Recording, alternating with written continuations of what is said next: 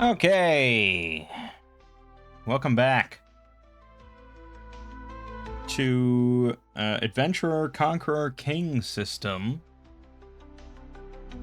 Some sort of adventure campaign that we're doing here. I'm not entirely sure how this is all going to come together. We're kind of learning as we go. It's, I guess, sort of an extension of my Let's Read, but more practical. So we have three characters here. We have Pelorin, our paladin, Carvis, our thief, and Wisteria, our mage. Three would-be adventurers, for sure. And, initially my thought was just like, okay, let's plop down a very simple hex crawl and see where it goes. But then, like, as we kept reading the judge's journal about, like, crafting your campaign and setting and stuff, like, it was, yeah, pretty extensive in the details of, like, determining the realm and the campaign setting and settlements. I mean, this is really, like, all in. Determining fucking trade routes and things like that. And that's because this is ACKS. And by and large, if you're going to play ACKS, it's because you're interested in the trade routes between various settlements in your campaign realm and stuff. If all you're looking for is more beer and pretzels, let's do some dungeon crawl kind of stuff. There are a lot of other games that are more simple and facilitate that a bit more. But I don't think that's to say that ACKS can't be used for just simple dungeon crawls. We could just grab a DCC, dungeon module and take our characters through it, just like with any other OSR system. And that's kind of what we're going to be doing, because we're not going to go through the whole process of generating a realm and everything like that. Because I have no idea how long this campaign thing is going to go. So I think there is definitely a time and place for all the things going on here. Even for me, like, if I was gonna do a campaign, like, yeah, it might be interesting to set all this up the way that they intend. But for our purposes, we have our characters, and we're going to be kind of running through AX1 Sinister Stone of Sakkara, which is largely meant to just be a dungeon at the start of a campaign in this region of the Borderlands. And we have this map here of the region, which is what the judge's journal goes all the way through, kind of constructing and populating and stuff. And so we're right here in the middle, Turos Tem. Your hex crawl should always start in the middle. It's the best way. And we know that there is a dungeon here. Now, this is not a player-facing map, meaning that you wouldn't print this out and give it to players. That's not how you would do it. And in fact, generally, I mean, like, you could just hand your players a completely blank hex map. Or you don't even have to do that if you want to be really mean about it. But yeah, you can just hand them a blank hex map, and they, right in the center, you say, okay, here's Turos Tem, that's where you're starting. And maybe you mention some other details. The road that they came in on. They must have come from somewhere, so maybe they know, like, Syadnos. Maybe they came from there straight to the east, and so they could fill in that kind of road on their hex map if they want. They know that there's, like, a big forest there, They know there's a river there, but that's kind of about it. If you wanted to be a little nicer, and I usually do, I usually like to be nice, I would probably take a blank map in, like, Worldographer and put down Turos Tem and then fill in, like, the route that they took. And it's like, okay, you know that, and then maybe part of this forest I'd fill in, part of this forest I'd fill in, and the river for a little bit. That's probably what I would give them, and that's what they know. But it's up to you. Right, so, I think you can see, and it's very clear to me now, some of the negative complaints about this module, because it's really kind of tricky to run at the table, especially if you don't read through the entire, first half of it closely, because there's just so much text here for the keep, like for Turos Tem. There's so much text, there's so many rooms that are individually discussed in like great detail, and so just trying to figure out like where everything is, what is all in the whole location, places of interest. It's definitely not the most easily runnable. Let me, I'm just, a quick comparison, hold on.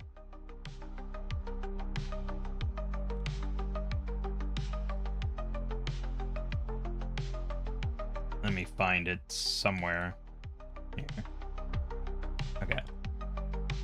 So this is Winter's Daughter, which was created for Old School Essentials.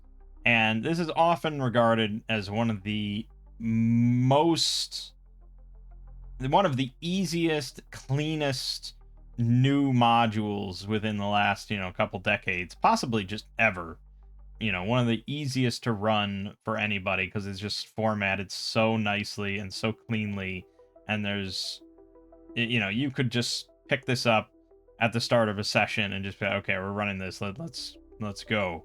You get a couple pages for the DM of just background information, then you get some hooks, information that players would know going in, and then that's basically it. And then each room very clearly labeled,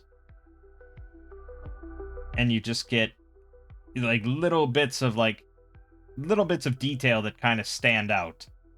So like, you go into the tomb entrance, there's a granite slab sealing the mound, overgrown, covered in lichen and sweet smelling wild roses. Then you get some mechanical information about moving or breaking the slab, and if they're not doing that, you don't even really have to keep reading, or until they're like, okay, we're gonna try and break the slab. It's like, okay, now we know.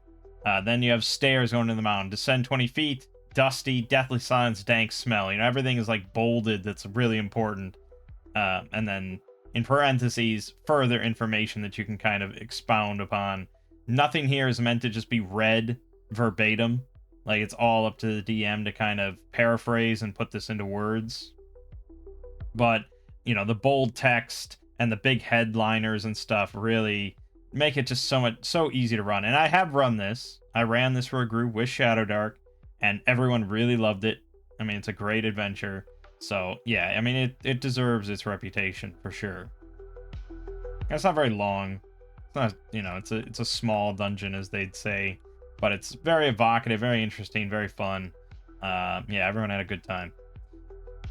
Compare that to AX1, and it's just like info, details, numbers, how many cataphracts are here, blah, blah, blah, what's going on in the arcade every day, at which time of day. It's like, yeah, it's definitely a lot harder, I think, to just run this without extensively studying it and getting it all up in your brain. But let's just begin, right? Let's just say we began. We're beginning the campaign now. So we're assumed to begin by arriving at the primary gatehouse of the Oran stronghold of Turos Tem. We are aware that Legate Ulran Valerian has been actively soliciting for help in dealing with the Beastman raiders in the area, but have not yet become acquainted with him or the other inhabitants of the stronghold.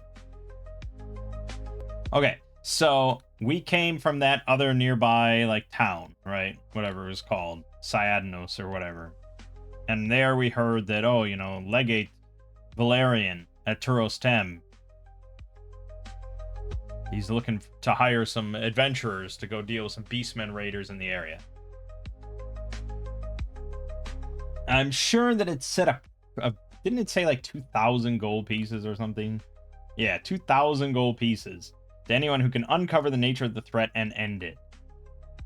Now, for us, that is a pretty massive amount of money, because I think Pelorin has 7 gold pieces. Carvis has none. And Wisteria has 94. So, Wisteria, definitely the wealthy one of the group. But yeah, no matter what, it's a lot of money for the average person. So we know it's going to be dangerous. We're being asked to go after beastmen, probably in like the forest and stuff. Hunt down beastmen hidden in the dense forest. I mean, this is dangerous work. This is a guy who has a bunch of soldiers and, you know, armed men and cavalry under his control, but he's looking to hire adventurers and pay a lot of money to do it. And we know kind of that it's a significant amount of money even for him, because we have here the domain record for Turos Tem. And it shows exactly how much revenue he brings in every month. He brings in 12,473 gold, but then his expenses every month are 7,700 gold. So his income each month is 4,700.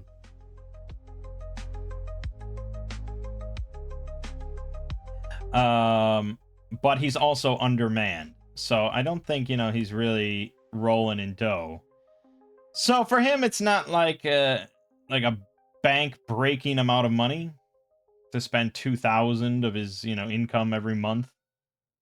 Less than half of his income to hire some adventurers.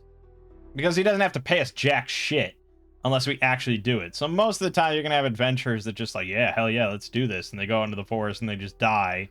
And that's the last he ever hears of it. So he only has to pay out if his problem is solved. So yeah, you know, why not? Why not put out? And it's only one problem, really. All right, so we arrive along the road here, the 3 of us. And again, there's just going to be a lot of flipping around here. It's really not great. But there's just so much info. I guess there isn't a good way for them to have an easy summary.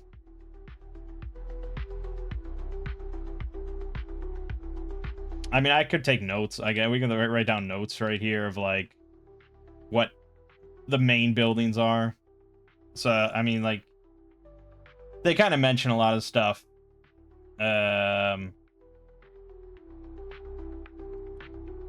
the gatehouses are 1, 2, and 3. Right? And then the mural towers are 5 through 8. Those aren't that important to us. What is Boar? Oh, that's just like the promenade in the keep. The avenue, yeah. The avenue is 4.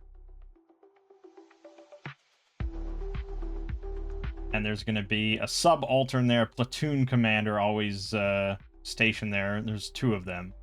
There's Mirin and Mithori. So anyone coming into the keep will be stopped by the subaltern, give their name and purpose of their visit.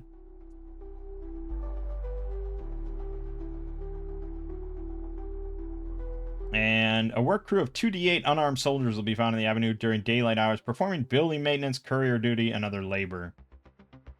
And if you want to slaughter everyone and take all their money, they each carry 1d4 silver and 2d20 copper each. Not a whole lot of money there. Well, why would they have much money on them? And if we go to their barracks, you can see how much money they each have in like their bunks.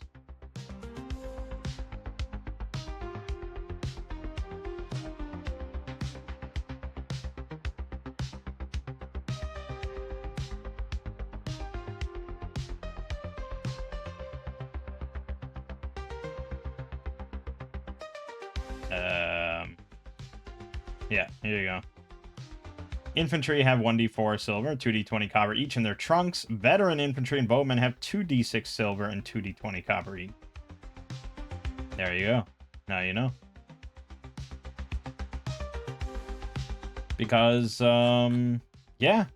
I mean, it is possible that a group, or, you know, worst case, a solitary thief might be like, hey, we're staying here in this keep. We could steal some money. Slip into the barracks, you know. Seems really dumb and stupid.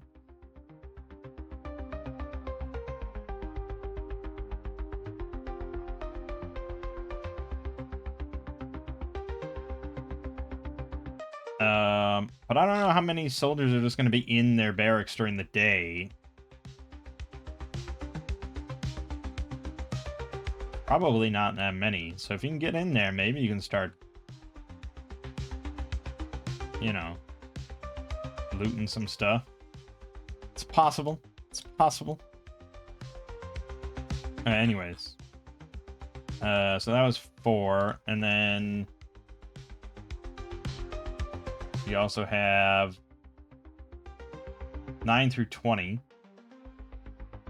which are all buildings that house the garrison.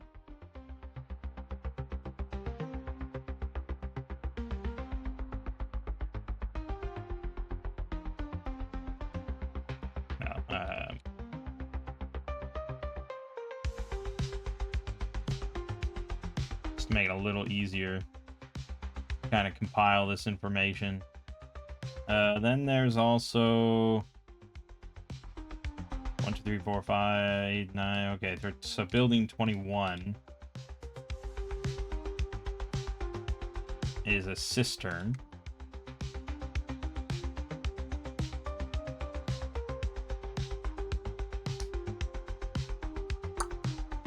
Rainwater seeps through porous brick into the 30-foot deep storage tank, lined with cement and held up with tall columns, which has been excavated below.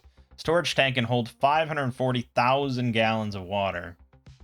Rainwater is only sufficient to provide 92,000 gallons per year. So one of the most common fatigues assigned to soldiers is to carry water to the cistern from the river during the dry season. Ooh, that's a fun fucking job, isn't it?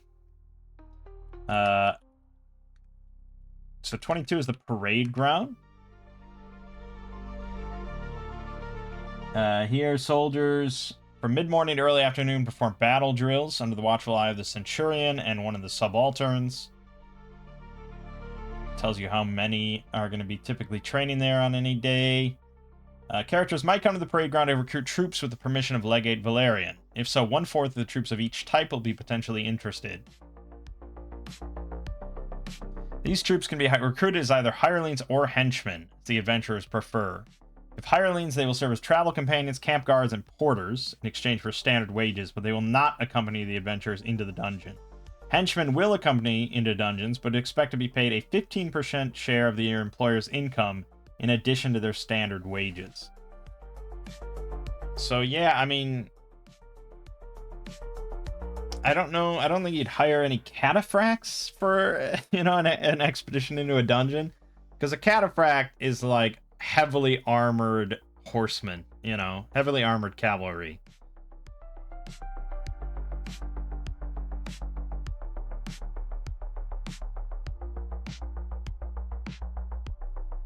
Compared to just grabbing like heavy infantry, which is probably what you want, or composite bowmen would be pretty good as well. You know, if we could grab one of each of those. We'll have to go back over to the revised rulebook to look at how much it costs to hire these bastards. Alright, here. Heavy infantry. Henchmen. Yes. First level. I think these are 0 level. The only one that was Fighter 1 was the veteran heavy infantry or the veteran cataphracts. So most of these are going to be level 0 fighters. So the level 0s are 12 gold for the month. The first level, more than double, 25 gold. And either way, it's a 15% share.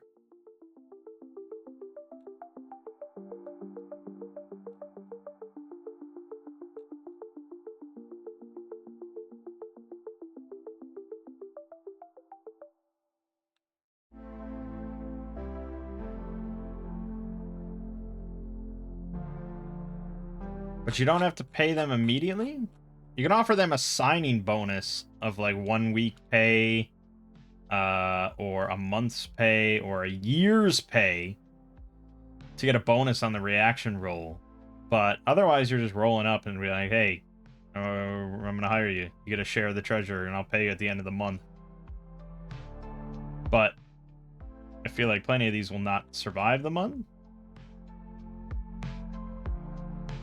Now, it says 15% in Sinister Stone, right? 15% share of their employer's income.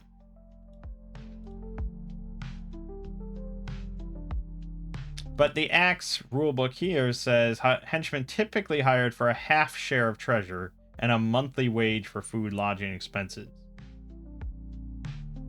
Half share is a lot compared to 15%.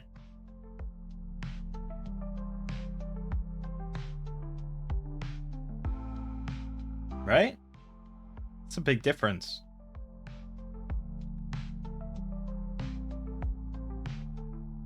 I don't know why it says that here, because I'm pretty sure we're meant to follow the actual rules.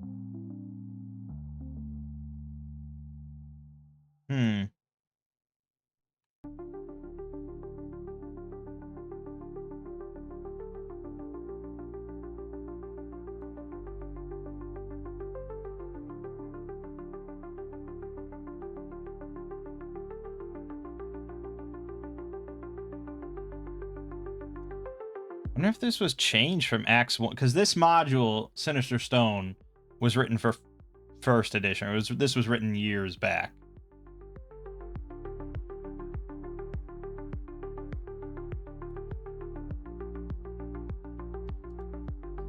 So I wonder if that got changed, but I feel like...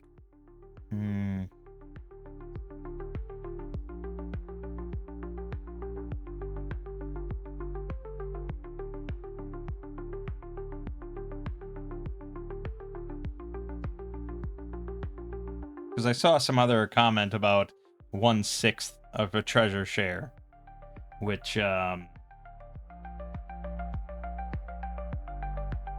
not quite 15%, but it's close enough.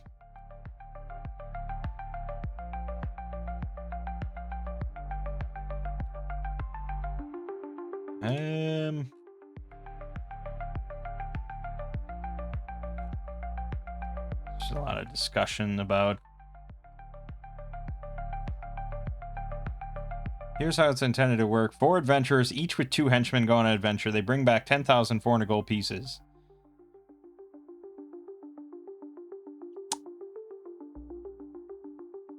Yeah, this does 15%.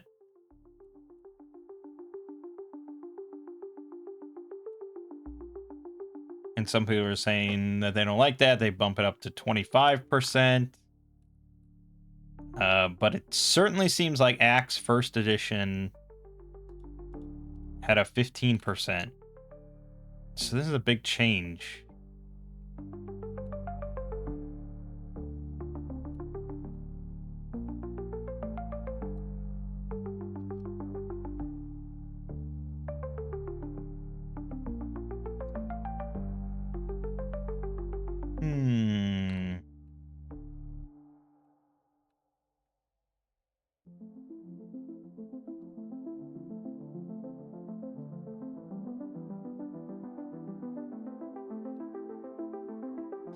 the thing is, we're gonna be hiring henchmen. Okay, like guaranteed. We have money.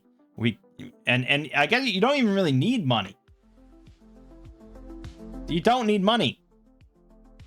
You're just hiring them on like the intention of paying them money, which is wild. That none of them want money up front.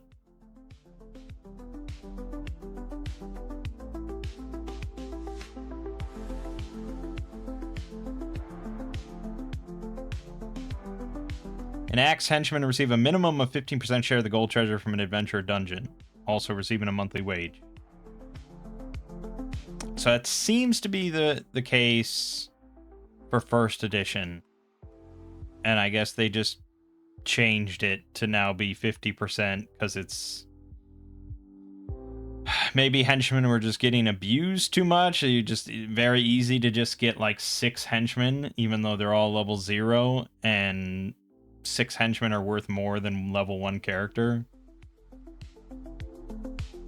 I guess yes. I guess that's the case. But realistically, in-game, why are they settling for a half share if they're doing like just as dangerous work? That's the part I don't really get. They don't get anything up front, and they just get a half share because fuck you. I mean, yeah, they're level 0, but even if they're level 1, it's the same amount. It doesn't matter.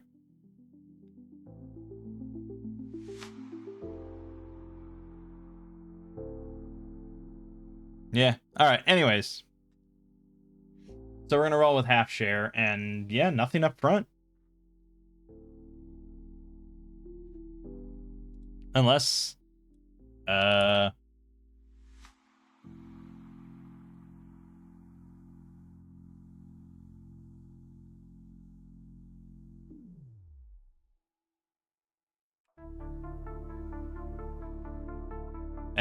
mean, you could do it pay up front, but that's going to be a house rule, and I guess that's never how it's worked officially in, like, OSR sort of stuff.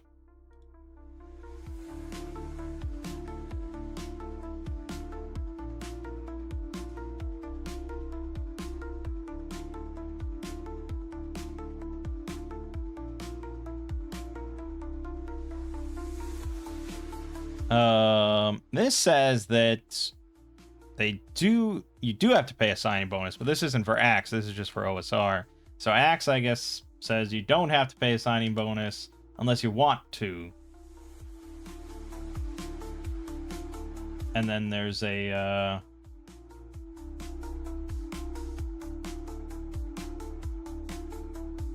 bonus on your roll. Okay. Yeah, you know. Alright, anyways. We kind of went off on another tangent. Then 22 or 23 is the Traveler's Inn. So we can stay in the inn if we want. I don't know if we are going to get any room in the keep or not. I have to look. 24 is the bathhouse.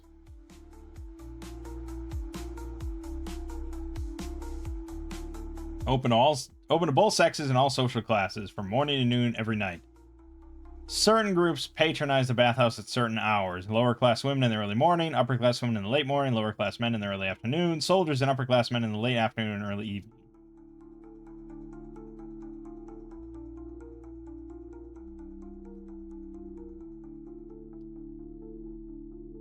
All reaction rolls in the bathhouse are at +1 due to its collegial atmosphere. Reaction rolls in the latrine suffer a -2 penalty, as no one likes being bothered on the toilet. True dat.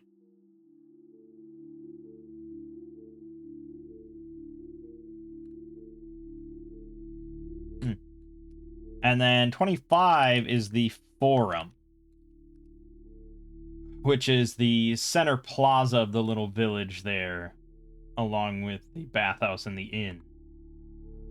So this is where all the merchants, the traveling merchants, come through, post up shop, and they trade mercantile goods, blah blah blah. But you can also purchase equipment here and recruit hirelings.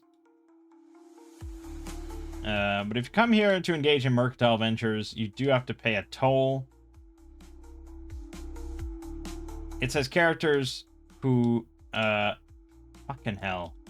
Fuck! Fuck! I hate this pop-up text bullshit, whatever. Characters are into the market to buy or sell mercantile goods will pay their toll here. That confused me initially because I was like, okay, anybody that wants to buy something in the market has to pay a toll. But no, it's specifically for mercantile goods. And so that's if you want to set up shop to sell your pottery or try to sell, you know, if you come in with carts and things like that, you're actually doing mercantile trading. But just buying like a sword off a guy, you're not paying a toll for that. That guy already paid his toll, you know, to sell his merchandise, armor and weapons and stuff. So that's specifically, as far as I can tell, just for mercantile ventures. All right, so we arrive coming from the west, which means we're approaching the village first. And I know that there's rules for like activities and stuff. And we did travel to get here, but I think we're just hand waving that, and we're fresh. We're I mean, you could, I guess you could say that it's like midday or end of the day or something. I mean, God, I mean, how long does it take? How long did it take for us to get to this place from where we came from? If we traveled from Syadnos along this road specifically, I mean, geez, these are 6-mile hexes. So that's 6, 12. Well, no, because you're traveling, it's not quite accurate, is it? There was a calculation for this sort of half distance. I think that's 3. But then some of these are 6. It's a very nebulous number I'd have to ballpark. So like 9, 12, 18, 21, I don't know, 25, 28, 20, 32, 35, I don't know, like 40 miles. So it probably was a couple day trek. But we can just hand wave and say that it was a fresh day, and we just walked like a couple miles from where we camped last night to get here. So we approach the village, and we see that there is the busy public forum. Quite a lot of people moving through and things like that. And that's actually this image here shows you the village and the road leading up to the keep. So there's plenty of activity here, and it looks fairly tranquil and pleasant. And there you can see the other side. There's still plenty of people. Not plenty, but there's people moving along the river there, across the river into the wild, chaotic lands. So we're coming along this road here. And we could head to the market because we wanted to buy a shield for Carvis. Because then he can use his shield and crossbow if he's stationary. So that was something we wanted to buy. Beyond that, the only other thing that I might be interested in buying is like darts for our wizard. For our mage, I mean. Because mages can use clubs, daggers, darts, and staffs. So we might want to buy some darts. So I have something to throw. Not that she's likely to hit something or do much damage, but it's better than just standing there. So probably buy some darts and a shield. But we could take the time to go up to the keep first and check in with the legate. Because you never know, maybe he'll offer us some assistance. Maybe he'll give us some equipment. I don't think that's going to happen, but maybe he'll give us a place to stay before we want to rent out a room at the inn or something like that. So we're going to go through the market, past all the busy crowds, up the road leading to the gatehouse. And there's plenty of people passing through here. The gates are open.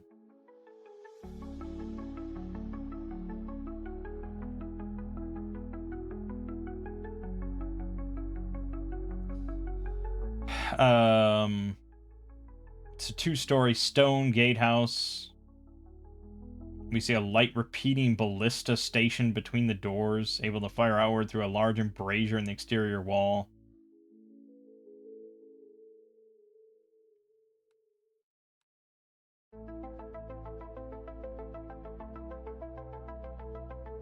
Gates are open between dawn and dusk. Yeah, we went over this, blah, blah, blah. And there's 2 heavy infantry on the 2nd story.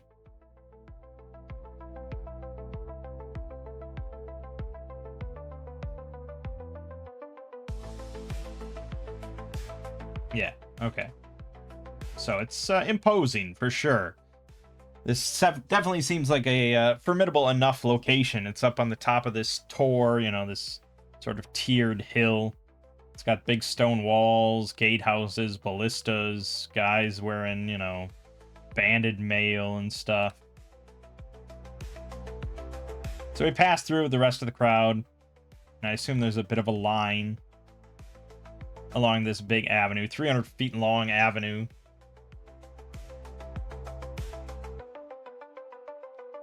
And so eventually we get to meet one of these subalterns. It is subaltern Linara Mirren. Let's just quick check on Mirren.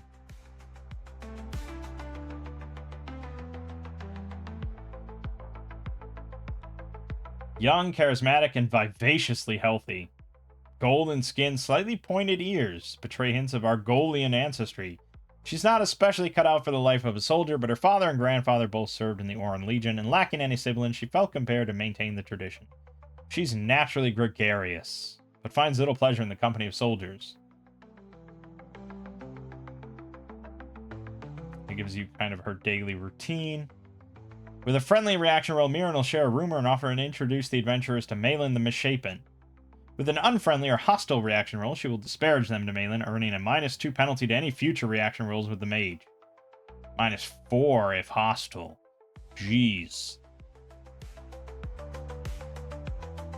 So, yeah, we finally get to the front of the line, and Pelorin steps up, shining, you know, his hair kind of shimmering in the wind and stuff. He greets her, you know, in a professional manner, of course. So we're gonna roll our reaction roll.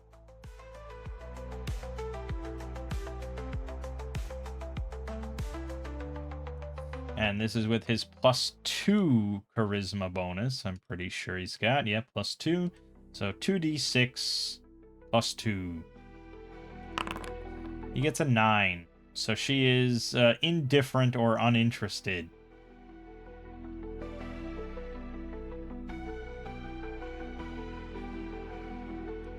Indifferent to him, I suppose, is the same way.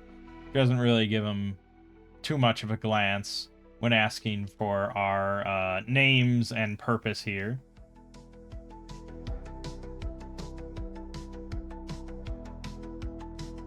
And, you know, we explain that we heard tale that the legate is hiring individuals to deal with some beastmen nearby. And we are such individuals that will be capable of handling it. So we're directed to the headquarter building, number 18. We are not mounted. We have no horses, so that's nothing. And, yeah, that's all jotted down. And so we're going to head towards the headquarters. Because I'm, you know, I'm not playing these characters as too ridiculous, too chaotic. I'm not going to have the thief start poking around. I mean, we could if we wanted to make it more interesting, but I also think it's quite dumb. Because chances are you're going to get caught and executed or something like that. So we go to the headquarters building, this big open courtyard.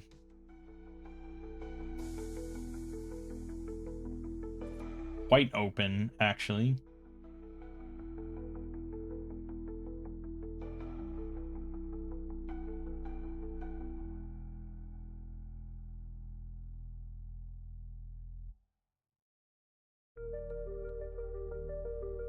So we step into the courtyard. We see various bulletins and officials' notices posted along the walls of interest to us.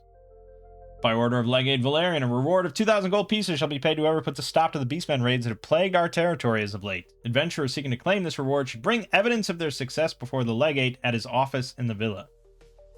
The guild merchant earnestly seeks word of the whereabouts of two of its members, Daros Thanes and Odysseus Panis, gone missing along the highway to Syadnos. Those with knowledge of their whereabouts should speak to Aropos Karanos at the forum in town. Join our band, the Fierce Brethren, captained by the legendary Quintus the Rager, Vestus the Unlikely, and Zara the Beautiful, are recruiting bold comrades for expeditions into the Biaspan Forest. Find us at the Traveler's Inn in town. Wanted, the brigand Drusus, for desertion, drunkenness, kidnapping, manslaughter, mayhem, murder, robbery, and other outrages against the Empire. 750 gold pieces. To whomever brings this outlaw to Imperial justice, dead or alive. Ooh. Very good. It's a pretty good bonus if we can snag this Drusus asshole. Soldiers accursed by nightmares should seek sleep drafts or invocations of salving rest from Priestess Jenilyn at the hospital. Sleeplessness is no excuse for dereliction of duty. The courtyard is heavily trafficked, making it a good place for adventurers seeking to recruit hirelings to post notice of help wanted and hand out flyers. Turos Tem counts as Class 5 market for the purposes of hireling availability. So it's specifically hirelings to post notices and hand out flyers for you to try and find, like, henchmen. Or specialists, I guess.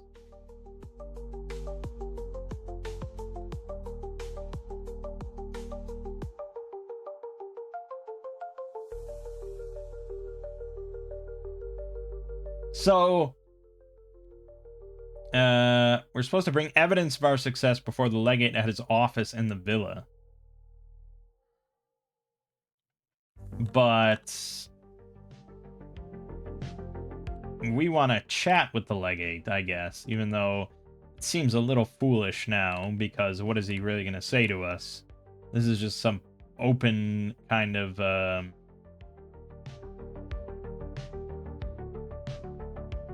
you know, sort of a public posting that he's got. I don't know what he's really going to say to us. Or if he'll even see us. I mean, who the fuck are we? We're nobody.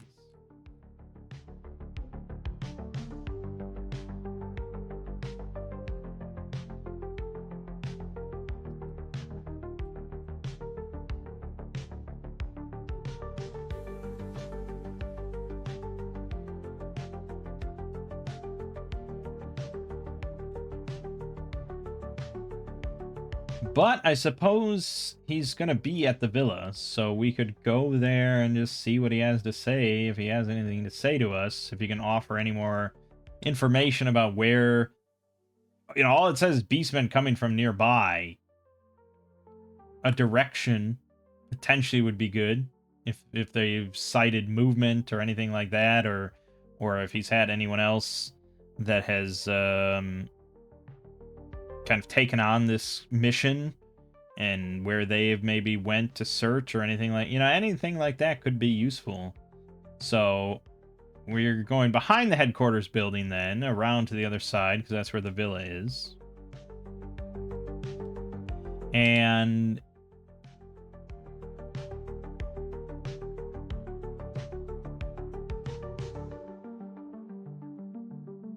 by day, the doors are kept open to receive visitors. The atrium's floor is a tiled mosaic mapping the extent of the Oran Empire as it stood under Ulcrius. Many of the tiles have been scuffed and broken through the years, such that the map has been reduced to a fractured and chaotic result. 6-foot 6-inch marble statues of the Empire's great captains stand at each corner of the atrium. And then, of course, it gives names for all of them, just so you know. 2 bodyguards guard the atrium during the day. They direct visitors to the waiting room to await the legate's availability. Alright, well, we continue through to the waiting room. It's a big U-shaped pine bench, upholstered with blue linen and scattered with red wool pillows, encircling a huge dire bear skin carpet. 2d4 petitioners from the local villages will be here, waiting to speak with the legate.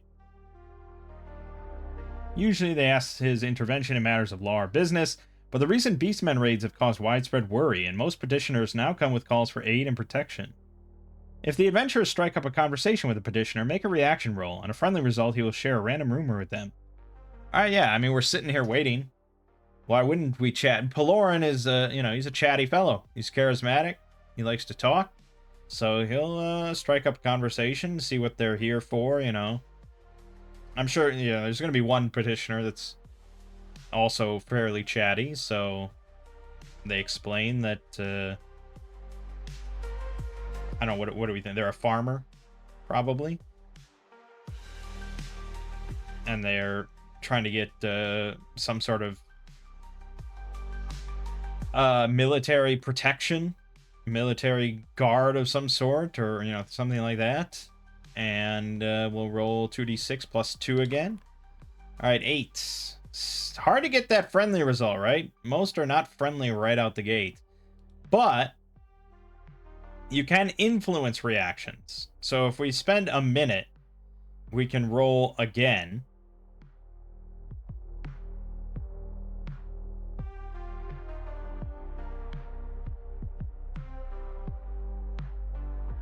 Yeah, and all the same modifiers apply. Everything, applies, blah, blah, blah. And then if we get a better result, we shift towards friendly.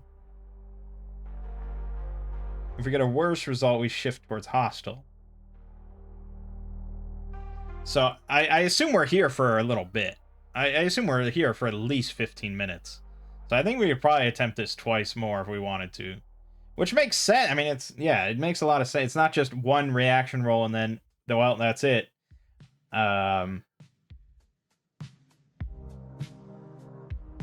Like, we can sit here and kind of continue to talk as long as he's not hostile. I mean, if he's hostile, he's just like, all right, I don't care for your existence. Please stop talking to me or I'm going to alert the guards kind of thing. But, yeah, as long as you got at least neutral, I would say, you probably can just keep going. So let's roll again. 2d6 plus 2. 7. Okay. So it shifts, it stays neutral. So he's still just like, yeah,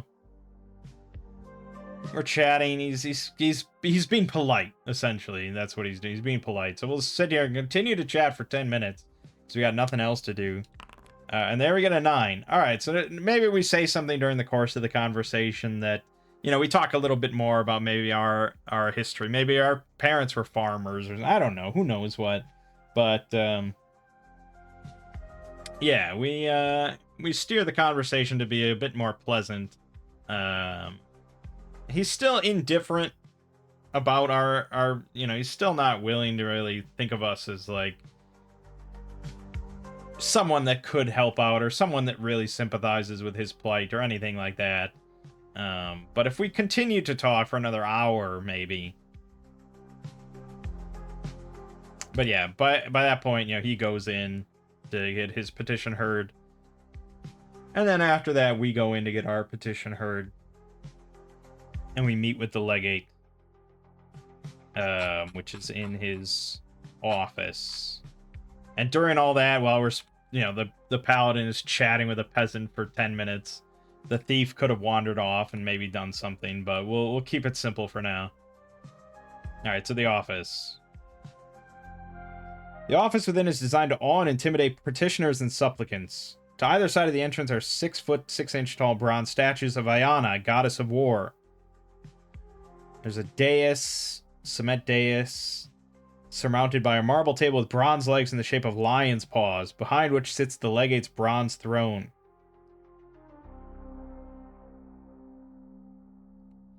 He's accompanied at all times by an armed guard, wearing banded plate and carrying a shield, spear, sword.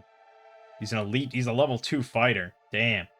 You're not killing the legate, that's for sure. Keeping in mind, the legate, I think, didn't you say he's like a level 8 fighter or something? So he's pretty boss. This guy is practically nothing in face of that.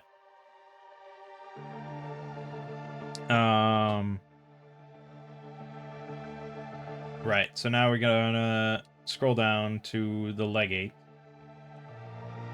He's 45 years old, professional soldier, blah, blah, blah.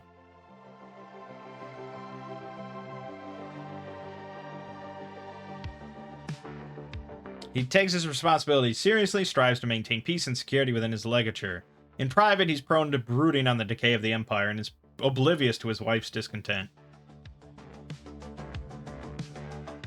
Okay, so, I mean, we could kind of roleplay the conversation if we want, but it's always weird when I play solo, so I don't try and think about it too much.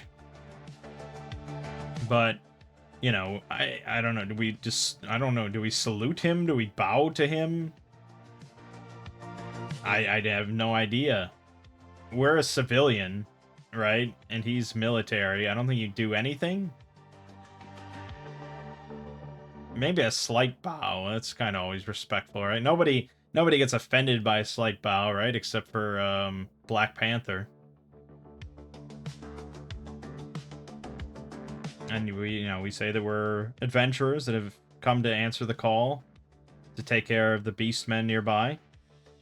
And we're just interested in any information or assistance that the legate could possibly provide. So now we will roll our 2d6 plus 2 again. Oh, woo! Ooh, that's bad. Unfriendly. Okay. We needed to get indifferent to get a rumor. And then if we got friendly, so we needed a 10 or higher with the plus 2. Then he would have given 2 rumors and a scroll authorizing us to recruit volunteers at the parade ground, which would have been like actually equipped soldiers and stuff. And that probably would have been pretty nice. That's why we kind of came here. Although the players wouldn't really know that. So essentially then he's basically just like, well, then get to it. You know, he doesn't have anything to say to us. Stop wasting my time. Go solve the raids, blah, blah, blah.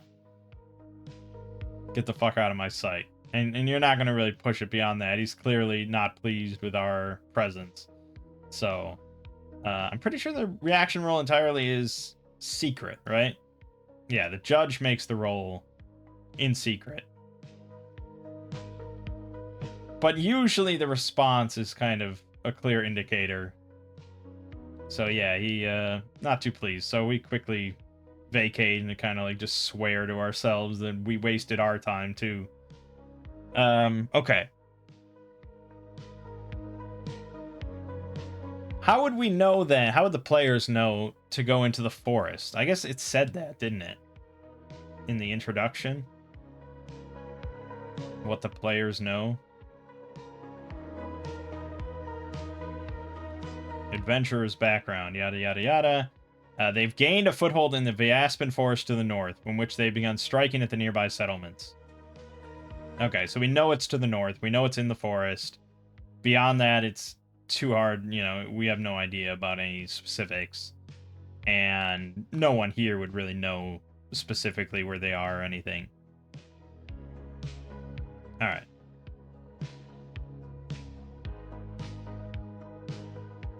So then it's a matter of going back to the market in the village there and purchasing anything we want and hiring some henchmen if we can. So if we go to the info for the forum, it says that though the settlement is only 110 families, it's a class 5 market due to its position as the hub between Syadnos and the other forts along the river. So if we go to the equipment lists and the equipment section and all that sort of stuff, there are 6 classes of markets. So 5 is a step up from the bottom. And I think you have to go to Mercantile Ventures to find out a lot more information about specifics of the market, although that maybe was at the start. I don't remember now.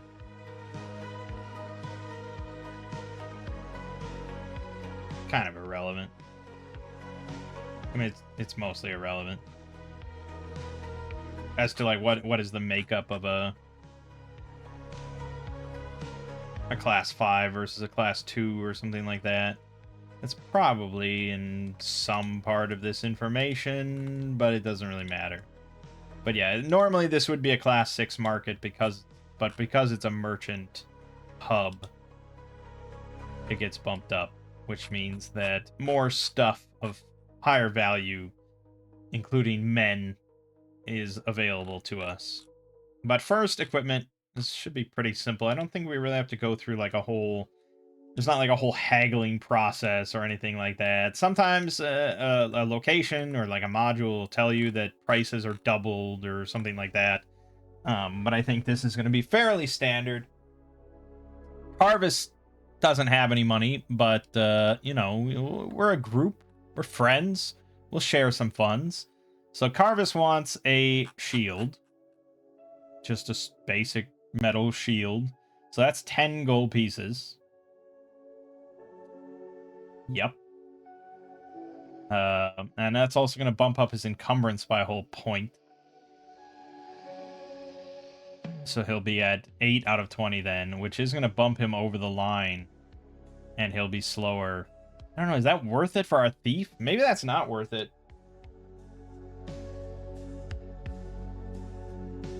But I guess we could dump off a bunch of this stuff onto the mage, right?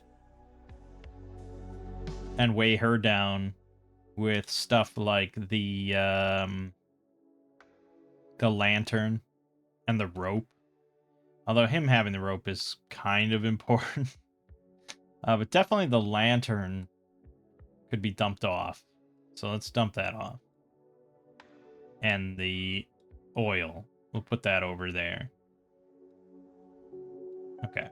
So then he got rid of a stone. So then he can have the shield and not be up shit creek.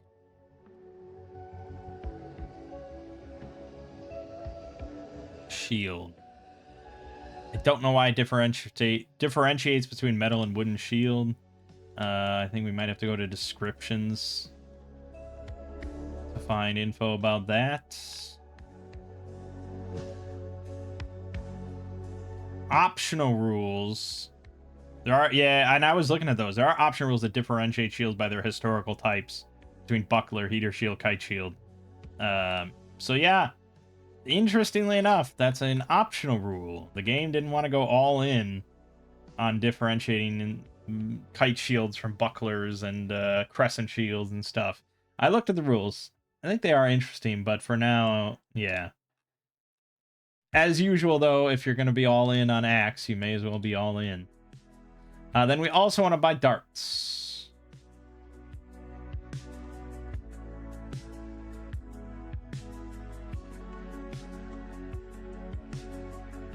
Now, let me equip all this shit.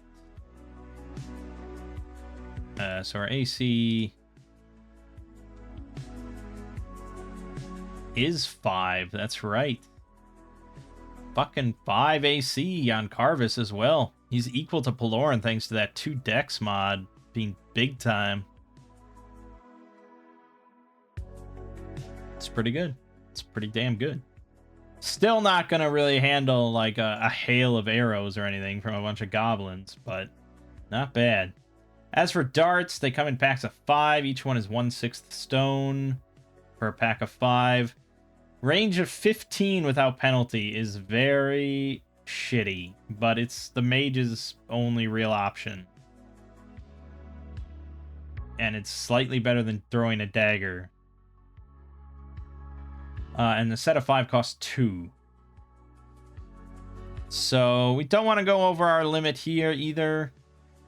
So maybe just buy like 2 sets of 5.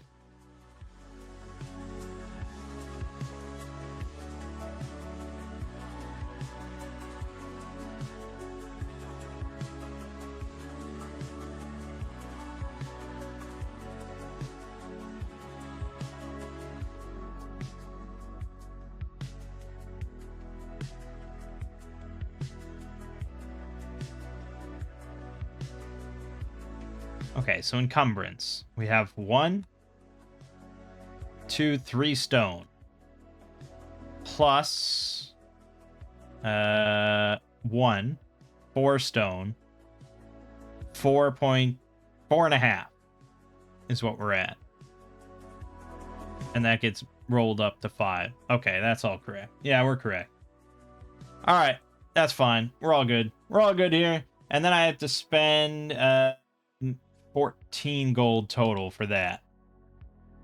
So we're going to drop this down to 80 even. Okay, good. I think we're all pleased with that. Now on to henchmen.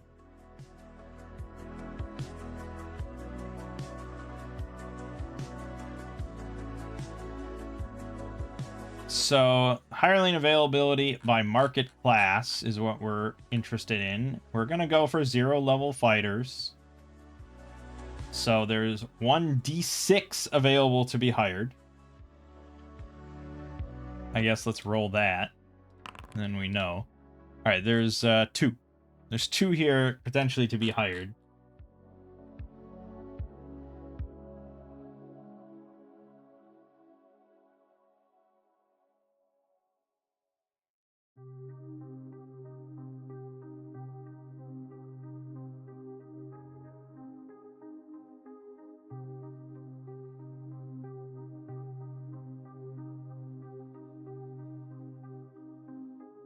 I see, but we have to find them.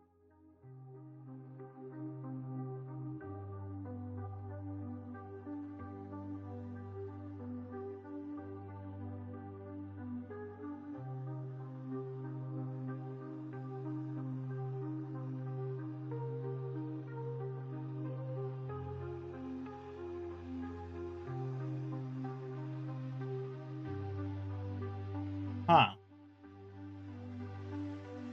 But it doesn't say...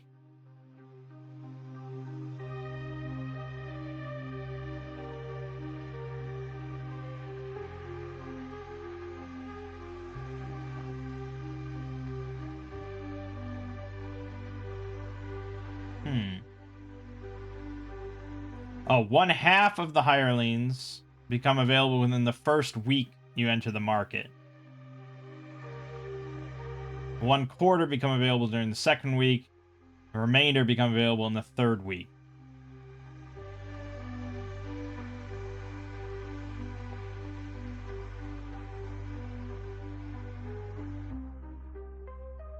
And this is availability per month. Right. Yeah, okay. So basically, we have to spend a week here trying to find this guy that's somewhere in here that wants to be hired. And the cost per week per hireling type for a class 5 is 1d6 gold pieces. So we have to spend a d6 gold pieces during our first week to try and find this guy to hire. And then we get to roll the reaction table and see if he even wants to join us. Then in the second week, the other guy will become available. And we have to spend another 1d6 gold pieces to hire him. Now that's... Jeez. That's hefty. Considering it's not even that big of a market. Right?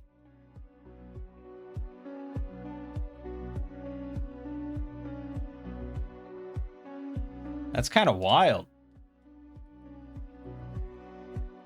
Like, is the guy in town at the time? Isn't he? I mean, isn't he? Isn't that the whole point of that roll, was determining, like, how many are here?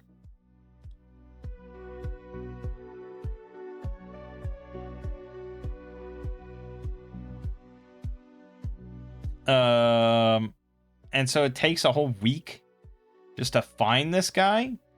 Obviously, there's a little bit of an abstraction here, right?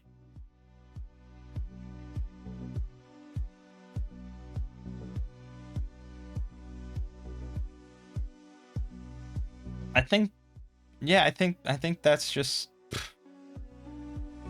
I think that's just it. It's just, I mean, it's just, that's the rule. All right? Just, that's the rule. Obviously, I think it makes a lot more sense in a bigger city when you're trying to hire, like, you know, 30 mercenaries or something. But in that case, I mean, don't they just have, like, a guild or something? Like, I don't know. Why does it take a whole week and a bunch of money to find a big troop?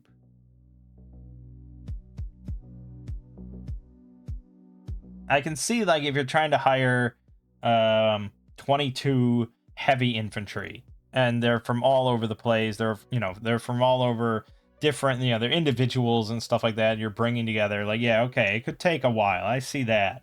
But I'm trying to hire one guy, it takes me a whole week in this small little village to find. Doesn't that seem really weird?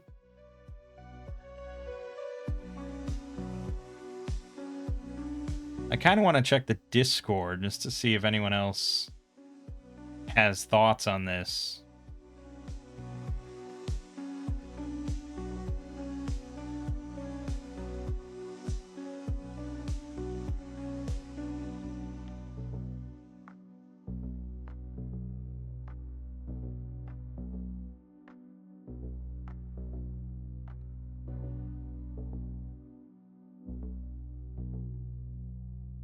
I think this is kind of just like a weird edge case, I suppose. And I think in this case, it's probably more reasonable to abstract it a little bit to say that the guy that we're going to be looking for is not in town yet. Like, we're asking around in town day by day, people coming through, you know, we're at the inn and things like that. And we're like, hey, you know, we're planning an expedition into the forest to go after these beastmen. You know, the legate's offering 2,000 gold pieces. Does anyone want in on this? And no one wants in on this. You know, like we're just not getting anything. I'm pretty sure the number that the DM rolls is public. Like, you know that you're not just wasting your time. Like, there is going to be one to hire. It just takes a week, no matter what. Like, if you're sitting down and saying we want to hire henchmen, mercenaries, or specialists, you know that you're spending at least a week to get at least one. Like, that's just a given. So we knew going into this we were going to spend a week. I'm fine with that. Now, the next question is, what are my other costs of living here for the week?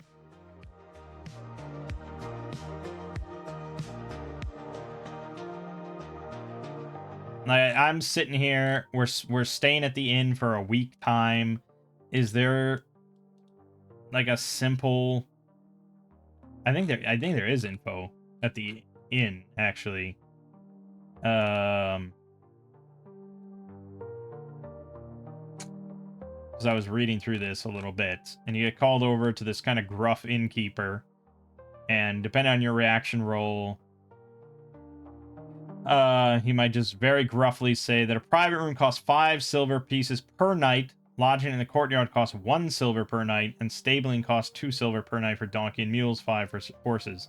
Food and drink is available between sunrise and sunset in the eatery.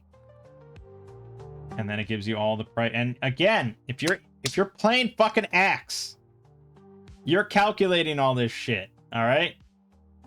You're thinking about what you're eating every day and how much you're spending on your food and drink and your time at the inn. And as usual, players are notoriously extremely frugal in my experience, and chances are they will scoff at such a price and just go out and live on the land. But I mean, this is definitely a game where you're not fucking hand waving anything. So we all have 1 week's of rations, iron rations, which isn't very enjoyable. In fact, it's like the least enjoyable thing.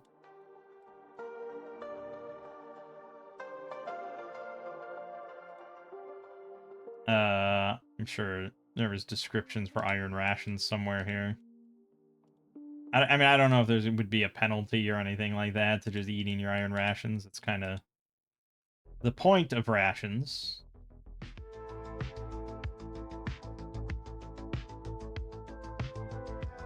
Food is dried, pickled, salted, smoked, or otherwise preserved from spoilage. To remain digestible for 2 months in the wilderness and a week in the foul conditions of a dungeon.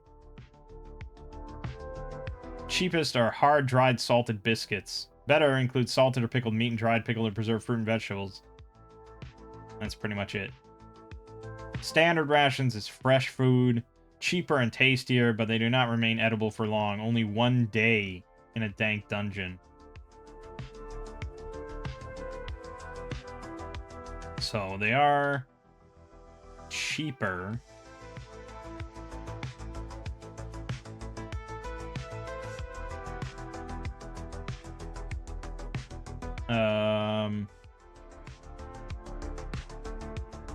So it says cost for iron rations 1 to 6 gold pieces.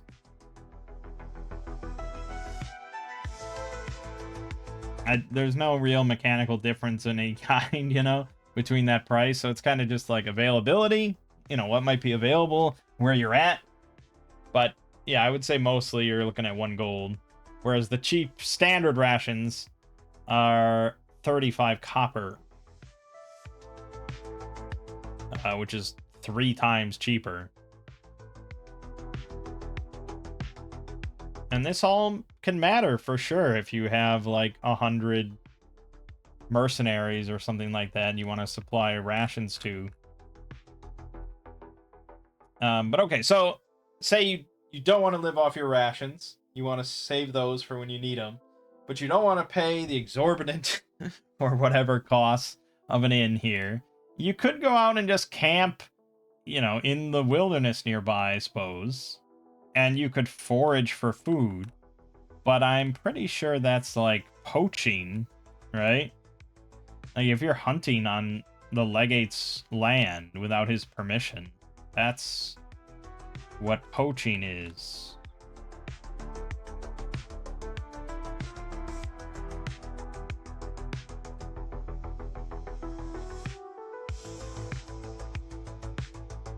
Hunting and foraging. Foraging for firewood, blah, blah, blah. Foraging for water. We're next to a river, so it's not really that big of a deal. I don't think you even have to roll for that. Yeah, you automatically gather as much water as you can carry, and any hex contains a river or lake. Foraging for food. For each day of travel while foraging.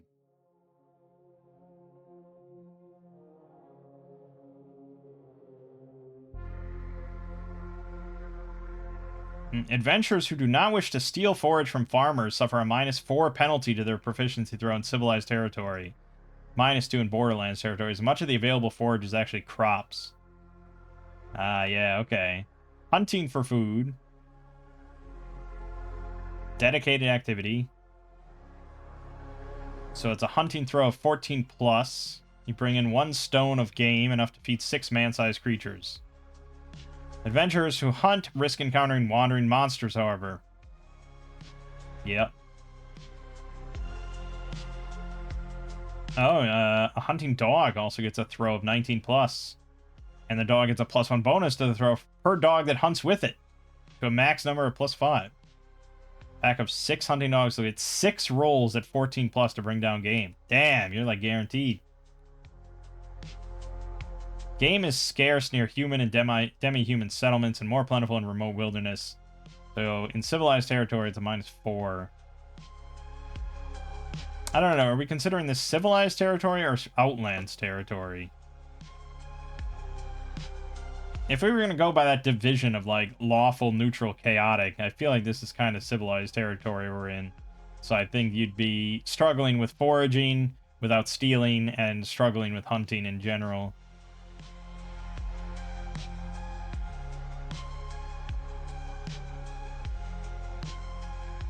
Yeah, it doesn't really go into poaching or anything like that. So I guess it's not that fucking, that detailed. But, yeah, I mean, I guess. I think the rules are pretty good otherwise and pretty clear and pretty nice. So I'm not going to enter the problem of poaching But yeah, if we wanted to go out there just by the river nearby and just try and survive, and assuming we didn't want to steal from farmers, because that could lead to trouble, we would we get a -4 penalty on that. So we'd have to get... I feel like it's basically impossible. Because none of us have the survival proficiency. So an 18 plus with a -4 penalty means that we just can't succeed unless you roll a 20, I guess? Whereas hunting is a 14 plus. So that with the -4, we could succeed. We would just need an 18, 19, or 20. And it's a dedicated activity. So if we go back to activities, because we really just... I haven't wrapped my head around this exactly. So you have dedicated, ancillary, and incidental. Dedicated require 8 hours to perform. That is your day of activity. So you can't travel and hunt. Okay, you're either traveling or hunting. But ancillary require about an hour. So for each game day, you can undertake 1 dedicated and 4 ancillary, or up to 12 ancillary.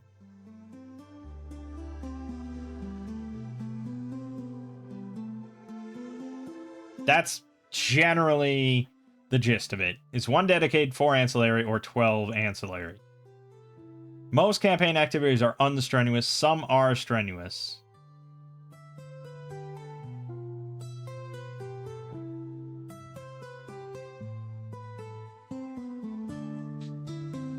Okay. More expansive list of activities provided in Chapter 8. Boom. Look at your big fucking list of activities here. And then the ones that are in italics are strenuous.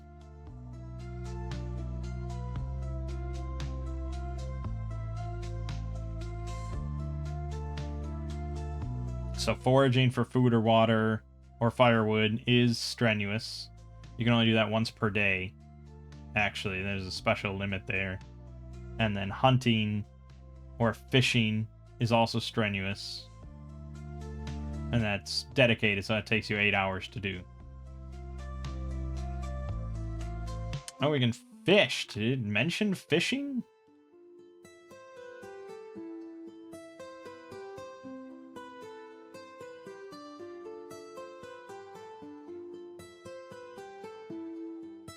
I guess it's just like... that's just included. It's just part of hunting. It's the same thing. Yeah, I mean, okay, I guess. They're not gonna... yeah, alright. So, it would be unlikely for the 3 of us dedicating our whole days to hunting to just survive here. Even though, I guess there's just not a lot of fish in the river, is the idea. Maybe it's probably overfished, if anything. And so then...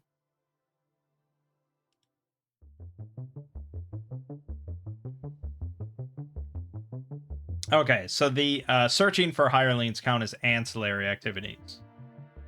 So it is possible for us to theoretically survive for this week, spending no money except for the 1d6 gold pieces that we spend to hire a henchman.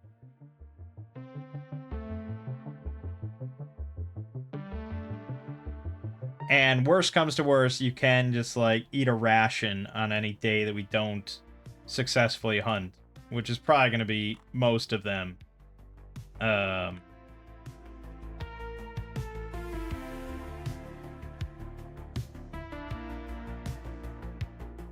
Although a successful hunt is 1 stone of game, which is enough to feed 6 man-sized creatures, so it would be enough for 2 days. If we're really frugal, and the reason I'm getting into this is A, exploring more of ACKS kind of extensive rules for stuff, which normally I hand wave all of these types of things. I don't even keep track of food. You know, I'll keep track of where they're staying, but usually the cost is so cheap that most players are just like, fine, whatever. money is generally pretty abundant and easy to come by, blah, blah, blah. But here, you know, we're trying to simulate a realistic world here and everything. So there's that, and also, I feel like this is something that in this sort of game, this could be something players would do if they are greeted by a surly innkeeper that charges them too much money. Like, assume Wisteria had no money. Like, assume she actually had 0 gold pieces. We'd be pretty broke. We wouldn't have been able to even buy the stuff we bought except for some darts. And spending the 1d6 gold pieces to try and find a hireling, maybe that would be all we could afford off of Pelorin's 7 gold. Thankfully, we don't have to pay up front for a henchman. So yeah, let's do it this way. We'll go by the river, you know, off the beaten path a little bit, and try and just camp out.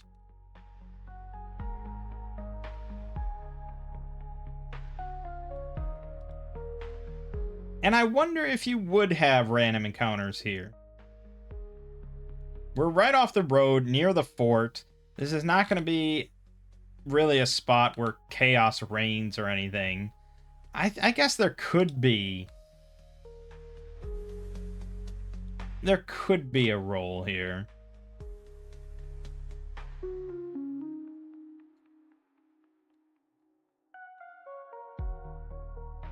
Trying to even see, like, where you have the random encounter rate or anything like that.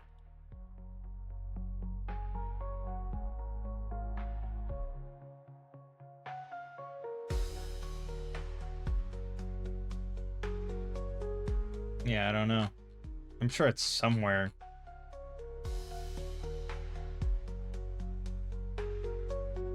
I mean, it's like a 1 on a 1d6, but the question is, how often do you roll it? If you're just stationary in, like, a safe part of the realm. Once per day? Or is that too high?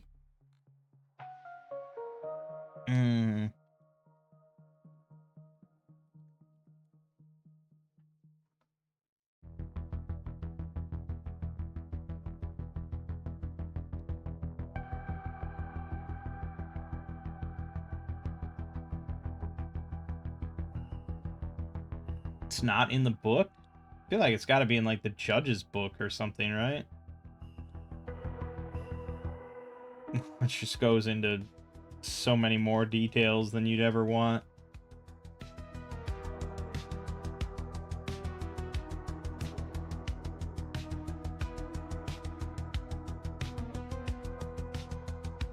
Encounters in the wilderness. Frequency of encounter throws. Here you go. It's exactly what we want. Look, it's perfect. Wilderness frequency of encounters. So if you're hunting, it's once per attempt.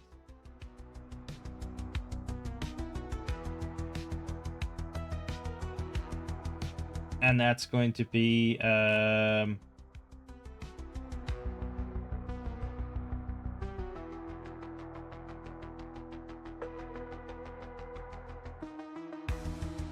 okay, so it's a d20 roll. And it could be a civilized encounter. And then you'd roll on this D100 chart of civilized encounter based on the terrain type. Which could just be herd animals you might find. Which I feel like if we're hunting, that seems kind of good. But then you have to roll how many you encounter. I don't know. It's interesting. Or you can encounter brigands, merchants, commoners, patrollers, a devil boar. There is a chance to encounter a devil boar. Pretty slim, but there you go.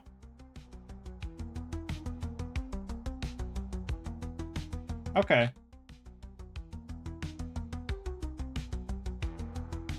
That means, you know, if we just take civilized plus road, and we count that as where we're at, we really... It's like 50-50.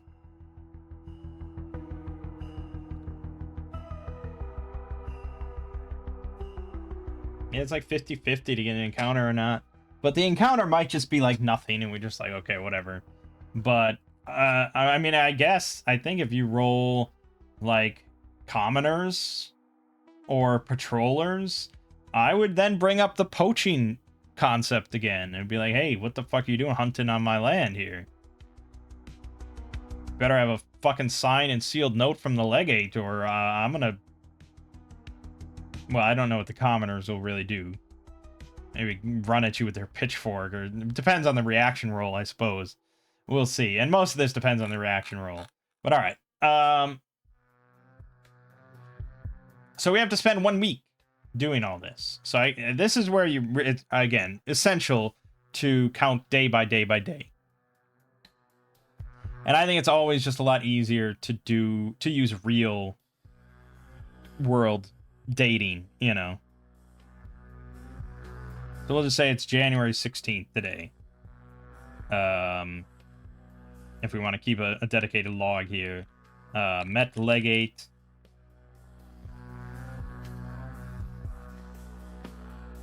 Started looking for a henchman.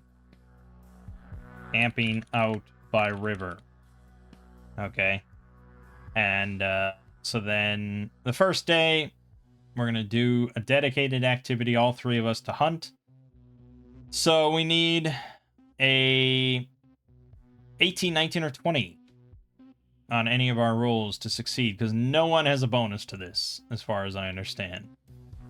All right, so we'll just roll 3 right out the gate. All right, the first one was an 18, Carvis. Oh, he has to actually... Well, this kind of include fishing. So maybe we're all just fishing because... Well, no, Carvis probably can hunt. He's the only one with an actual ranged weapon. So he'll hunt, the other two are fishing. So he's hunting, and he did successfully bag a deer or something like that. Although it's 1 stone of meat. It's 10 pounds of meat. That's not a deer.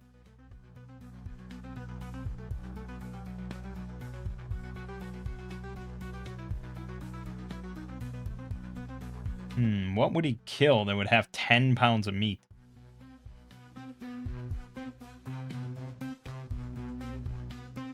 What's a reasonably small animal?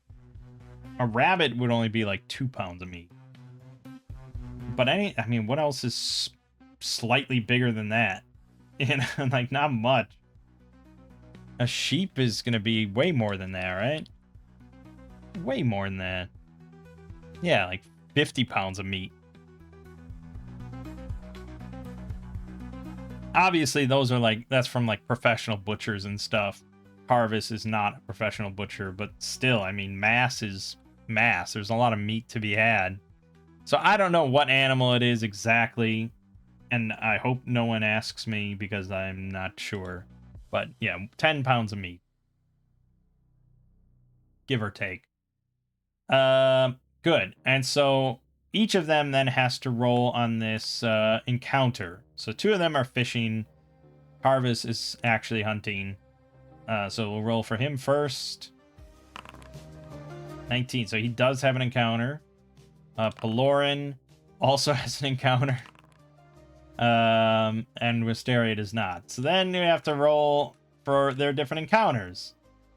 Okay, so Carvis rolls... We're rolling on the second table here for river or grassland. So he rolls, he gets a 36. He encounters a farmer.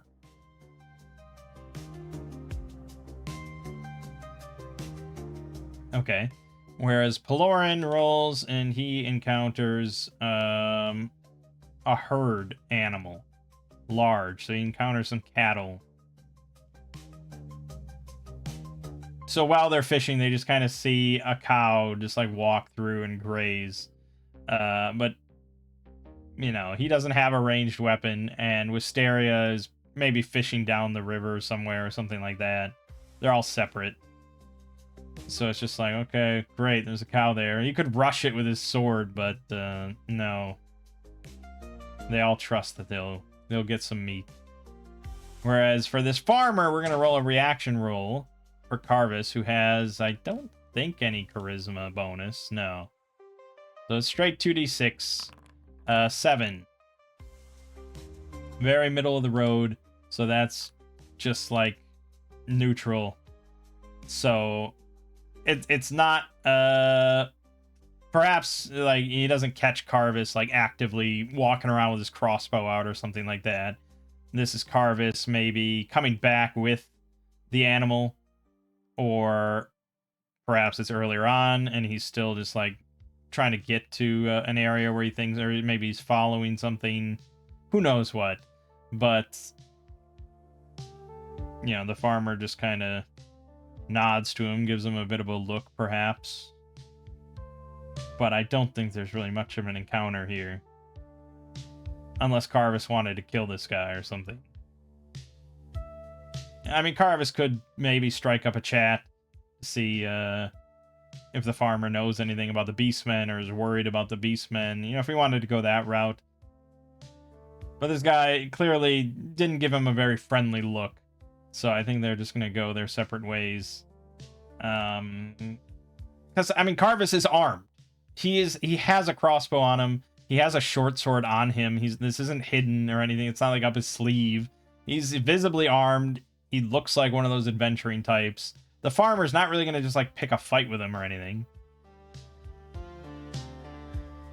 If the reaction roll went much more south, then okay, we can rule that he caught him like actively like hunting, and it's his land, and maybe he wants to just like scare him off or something, so he's much more bold. But no, in this case I think it's just kind of nothing.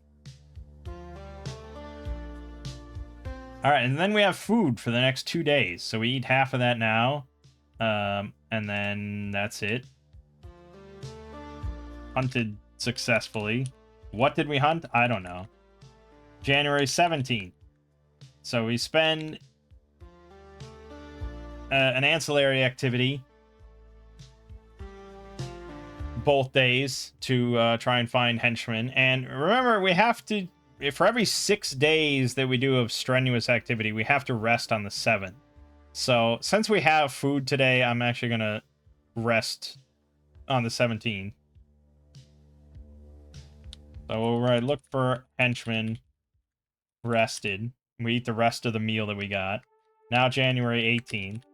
And we're hand-waving stuff here for sure, because I'm not going full bore. But you would definitely be determining like the weather conditions and things like that. And I think probably...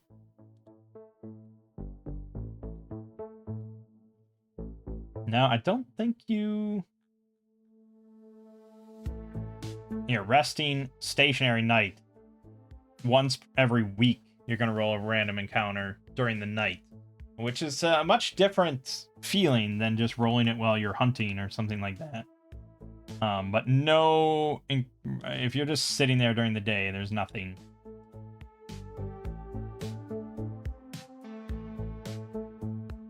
All right, so then the 18th, we're all going to, well, we look for henchmen again.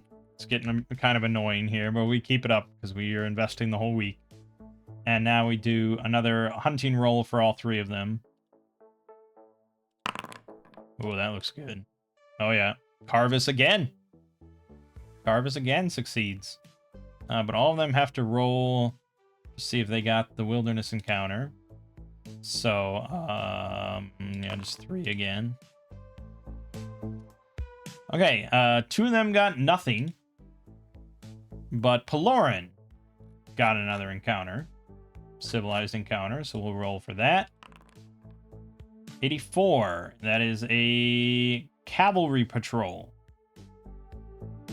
Alright, but Paloran turns on the charm. 2d6 plus 2 on the reaction roll. Oh, no! Okay, so they are unfriendly towards Paloran. They don't like the cut of his jib. They don't find him, you know, charming in any way. And they don't like that he's fishing in the Legates River. So here they, you know, they approach and they demand to see his, what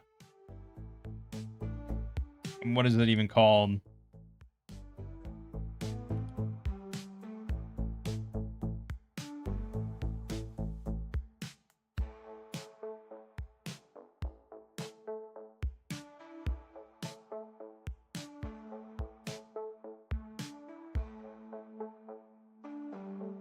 I mean, apparently in Middle Ages and stuff, poaching was pretty common, which is not surprising at all, right?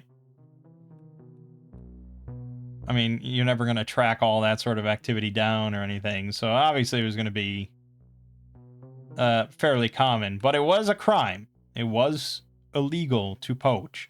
So if we had rolled well on our reaction table, maybe they would just be like, eh, oh well, it's the river. There's people, there's, you know, it's gonna happen, whatever. But here they just don't like the cut of his jib, and they're gonna enforce the fucking law with their authority. So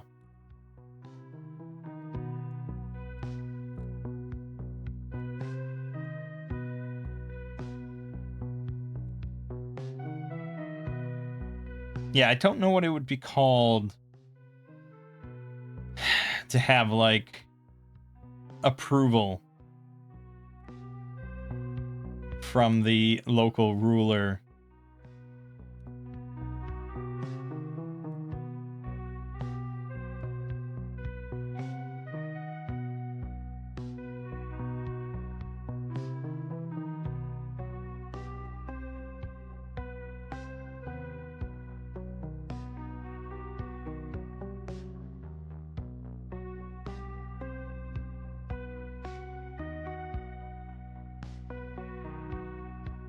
Ah.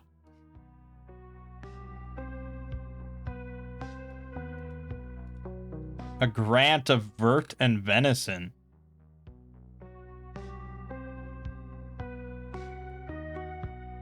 According to this.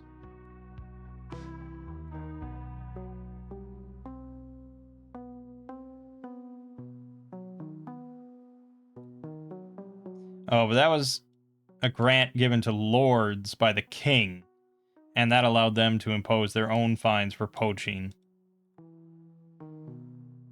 Interesting.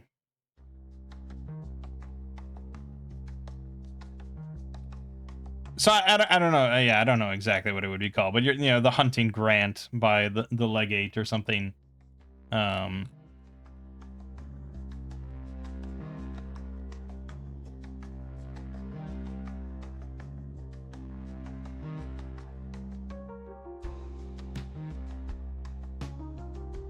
I don't even know if this is, like, talked about much.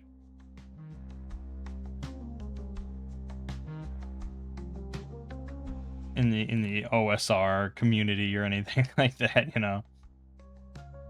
But I like the idea of it, so that's what I'm rolling with, is like what these guys are upset about. So they yeah, they demand to see his hunting grant, his hunting and fishing grant, his permit. They want to see his permit, all right? That's what it is. So Paloran is going to attempt to kind of stall a little bit and maybe weave some words here. He's going to try to influence him a bit more to look the other way. He could try and bribe them, but if he fails that roll, it is just a fucking crime of bribery.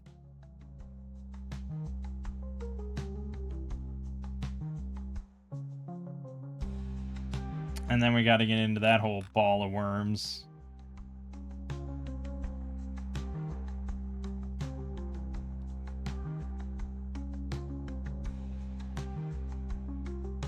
And what does the crime of bribery entail? Bribery. The standard punishment is 2d6 days in stocks. And you have to make a death save or lose 1d6 teeth as the mortal wound and find 50 gold pieces. The lesser punishment is 25 gold pieces. Punitive punishment. Oh, man. Your tongue gets cut off and you're fined 150 gold pieces.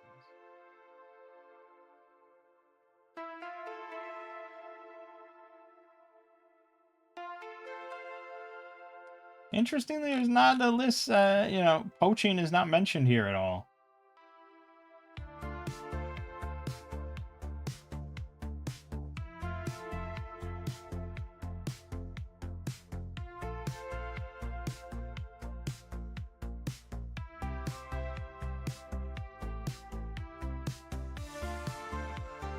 Oh, and then you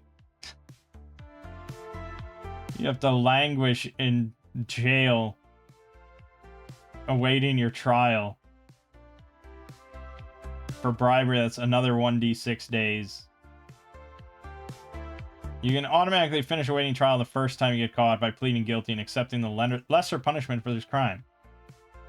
But if you get caught a second time, you can still plead guilty, but you have to accept the standard. And then a third time, you have to stand trial.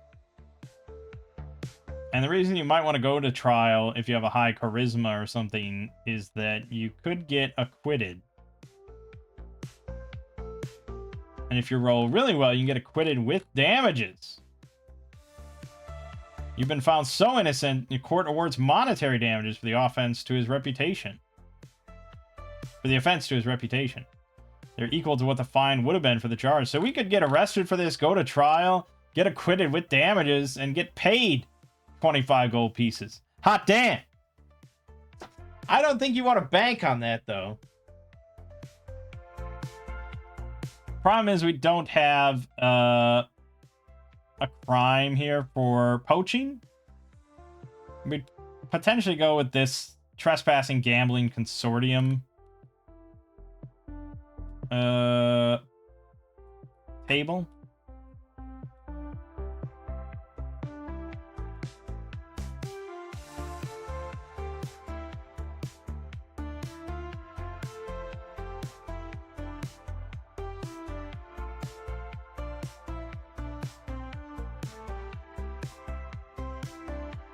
Is there evidence? Well, we are basically getting caught in the act. We have a fishing pole in the water, so there's pretty clear evidence against us there. The legate would not plead on our behalf. We could hire a lawyer, but that costs like as much as we would pay, so that's pointless.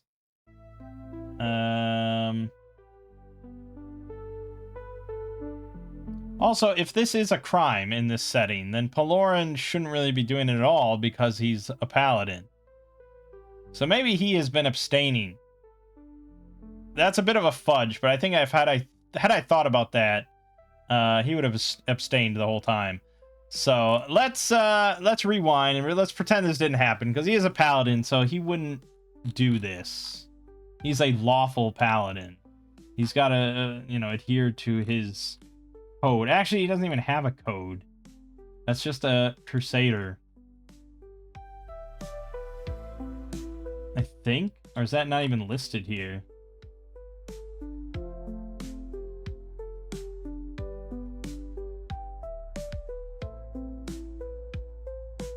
You'd think surely that would be part of playing this. Could have sworn that was somewhere in here.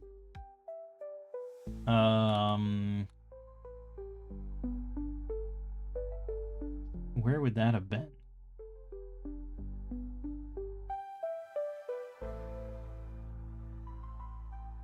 Under spells?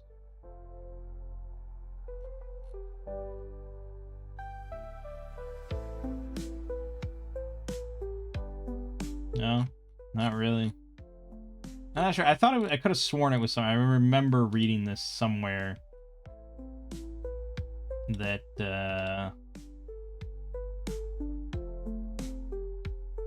yeah. Oh, that code of behavior. Right, there it is for Crusader. I'm pretty sure the Paladin has to follow these same rules. Except the Paladin doesn't get spells or turn undead, so maybe it's just not as strict. What is a Paladin? They're just champions of law who fight unceasingly against those who seek to extinguish the light of civilization. But Paladins in the Oran Empire are, like Crusaders, members of holy militant orders. So he doesn't serve a deity necessarily. He serves the law. He's more like Judge Dredd than a cleric.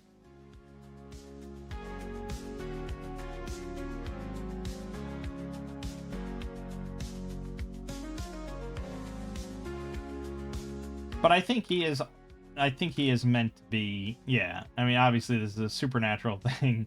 Pretty sure he's meant to be religious. So I think it's reasonable to say that he follows the same general code of behavior that this does, because they're part of the same order.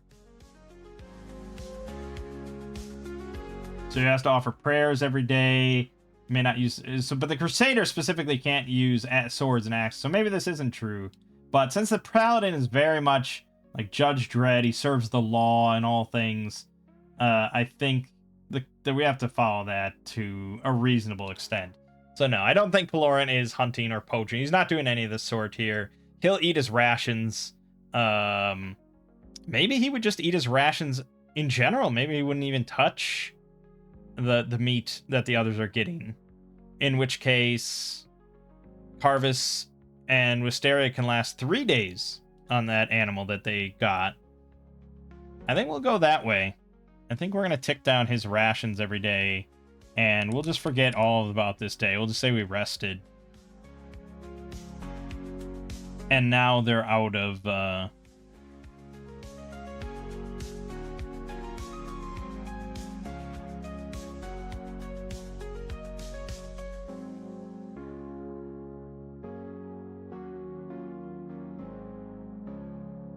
I feel like as soon as you eat 1 day of ration here, I have to break it up into 6 days of rations.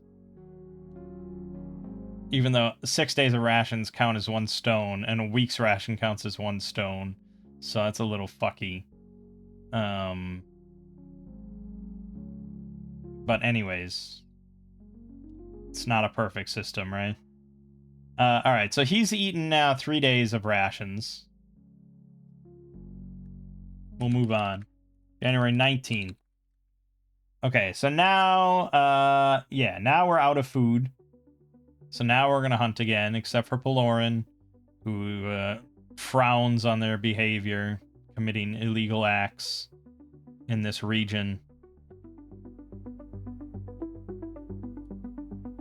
As far as I can tell, this henchman searching thing happens at the end of the week, so... Alright, so Carvis goes out to hunt. He rolls a 20 again. Jeez, I'm wasting good rolls here. And Wisteria fails again. Their random encounter. Nothing for Carvis. We have to re-roll on the next step up for Wisteria. She rolled a 1. She rolled a 1 again. Uh-oh. We're re-rolling even more. This is dangerous. Uh-oh. Dangerous terrain encounter. Fuck. Well, she's sitting here fishing. I think she's joined by Paloran, though. Somewhat nearby. For her protection. He feels that would be prudent.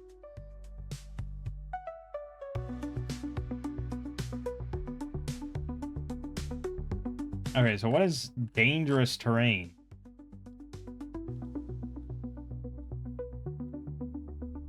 Dangerous terrain encounter.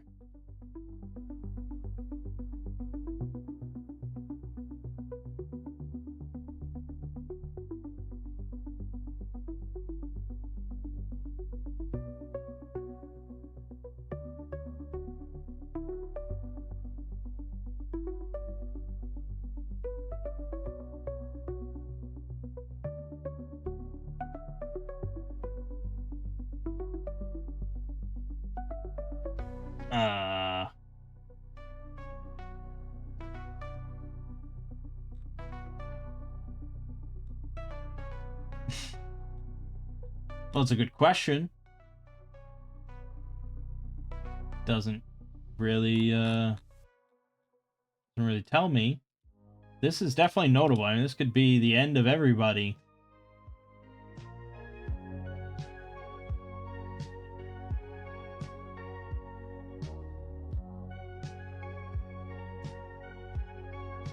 I mean, I get that they organize by terrain, and that's well and good. I like that. But then they organize by rarity? And I don't know how to determine that. What does that mean? Okay, so then you roll, depending on where you are, whether it's... Okay, so civilized, common, uncommon, rare. It's another d20.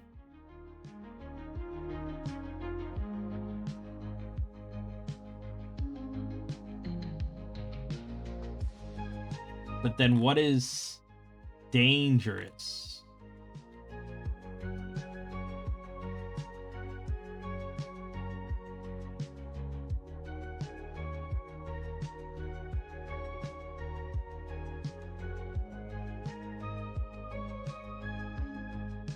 Compared to valuable and unique. I think, okay, these are all monster encounter. This wasn't a monster encounter. This was a dangerous terrain encounter. So we got to go past monster encounters, of which there's a fuck ton for every possible type of terrain.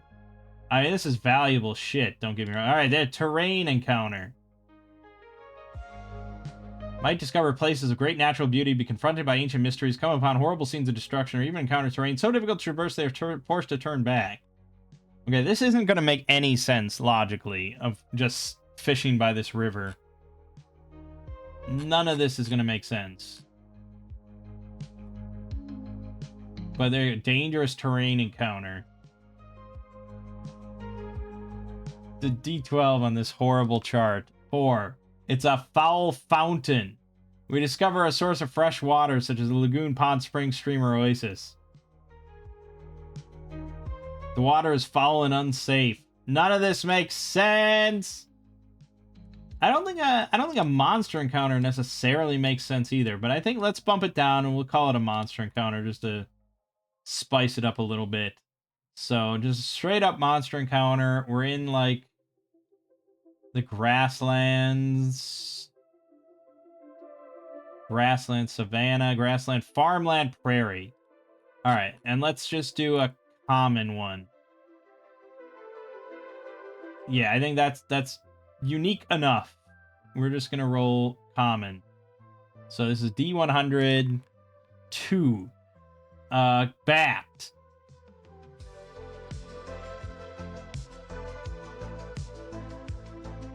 In the middle of the day? No. 12. All right, a feral hunting dog. Okay, now we've got something. All right, a feral hunting dog loping along this river here, just kind of searching for meat, anything it can devour, and it spots our poor little mage fishing in the river. So now we need to find it in the monstrous manual. It's not going to be in its lair, so we don't have to worry about that. Roll the appropriate number encountered. That's true. There could be a pack of feral hounds. Okay, hold on. We haven't even gotten to the dungeon yet. We may never get to the dungeon. But let me bring up the monstrous manual here. So we gotta find a dog. Am I gonna search hunting dog? Probably easier to just control F this, right? But I think if we just go to dog, we should get what we're looking for. Dragon, lots of dragons. Holy shit, dragons are long. No, we skip past dwarf, draugr. I don't know how to. I don't know the alphabet. I'm an idiot. Dog, war, dog, hunting. Okay, that's what we're looking for. Hunting dog. Fast, lean hounds.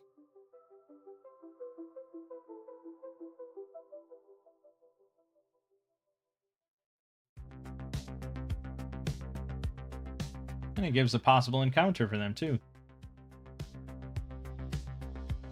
Now, yeah, we haven't rolled reaction roll for this yet, so this they don't necessarily have to be, like, feral and, like, ready to rip you apart kind of thing.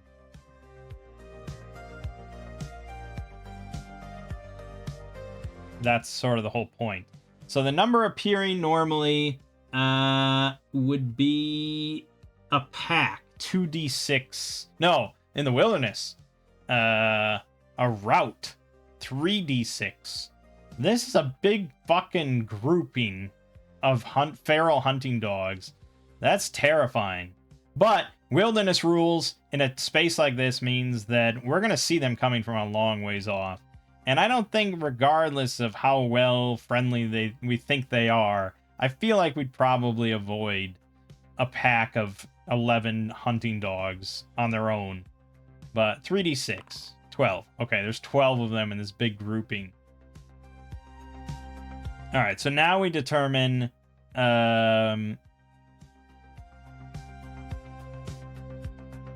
the encounter distance,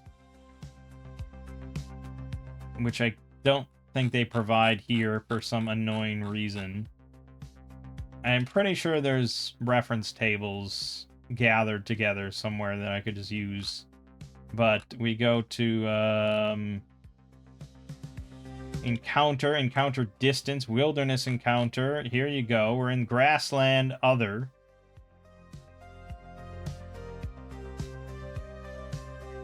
So the average is going to be 420 feet. But it's 4d6 times 30. Okay, 12 times 30. Why are you making me do this? Well, it's pretty simple, I think. That was actually kind of a low roll. Relatively low. So that would be 360? Yeah, 360 feet away. That is when we see them, and presumably they see Wisteria sitting there. We still want to roll reaction, because if it's hostile and they see me, they will start running towards Wisteria to rip her apart. So we're still going to roll reaction roll, and it's just straight up 2d6. There's no modifier to this. You know, you could, if you wanted to be, you know, one way or the other, you could say that they are feral, and that might be a negative thing for a lone target. But that's the whole point of the reaction roll, is just kind of determining their overall mood. Maybe they just ate, or maybe they are starving, you know, who knows? So we're just going to roll 2d6. 4. Unfriendly may attack. Okay, well now we have problems.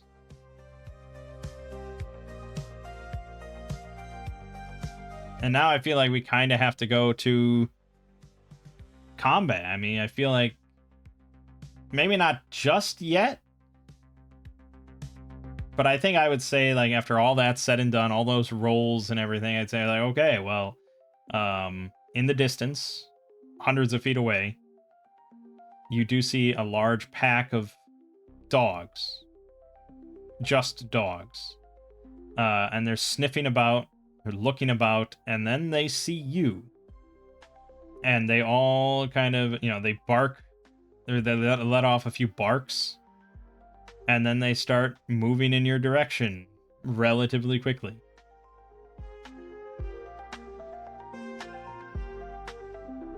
What do you do?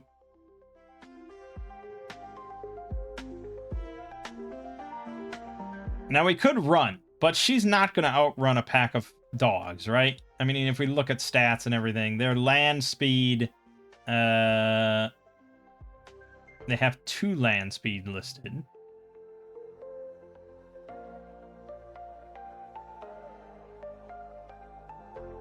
I guess they're either scent hounds or sight hounds. The sight hounds are faster. We'll just say there's scent hounds. So they have a base speed, encounter speed of 60 feet. Hers is 40 feet. They're gonna catch up to her.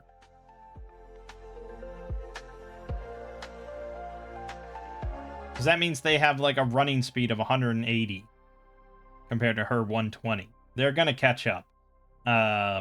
And they're definitely catching up to Pelorin if he gets involved at all, because he's got a speed of 20.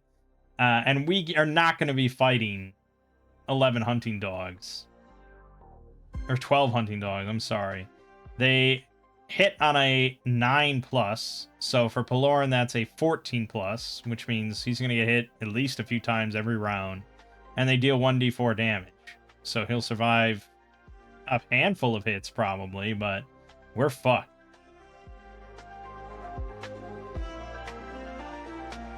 So running is not really a good option. What you can do, there's a couple options here though. There are rules for chases, and I don't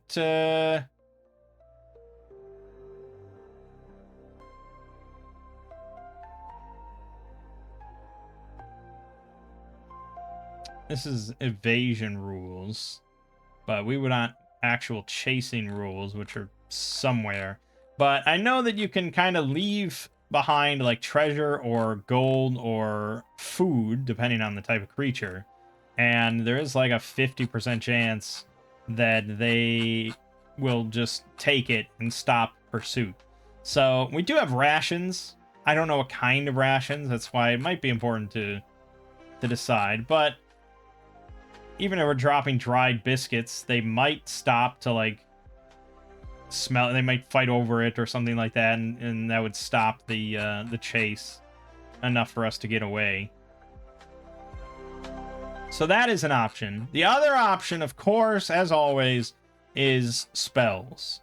And we do have... I like that it didn't save it because I didn't click the save button. But we do have Earthen Effluence, I think it was called.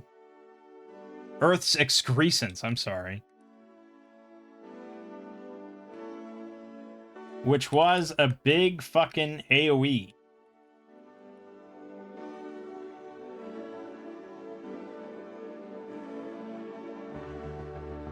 So if we go look at our spells. Scroll. Up. Earth's Excrescence, 90-foot range, 15 feet in diameter. Bursts open and deals 1d6 damage per caster level, half with a blast saving throw. So we could prepare this spell to be triggered when they come within 90 feet range. I mean, you can do that, right? And there's no roll on my part. I mean, this would just happen. So all that we'd have to decide as a DM in that case is how many does that hit? Are these things perfectly bunched up in just a perfect clump where this would maximize the possible hits? I wouldn't expect as a player to wipe out all 12 with a spell like that, but I would imagine that they are all moving relatively together. It would be weird for... I mean, I guess there could be a couple that are just like the strongest, fastest ones that are just like racing ahead of the others or something. But I think the DM was pretty clear that they're not I say DM, I mean myself. But when I said it, I said they're moving, relatively quickly towards you. That doesn't mean they're sprinting. And I if they were listed as hostile, I would say they're sprinting. But they're not sprinting, so they're not racing towards me. They're just like, oh shit, we might have something here, let's move in closer.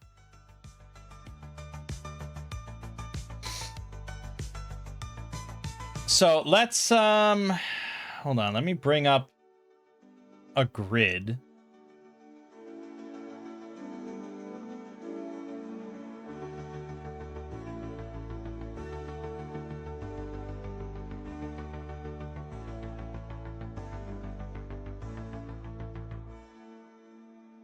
All right, this isn't great.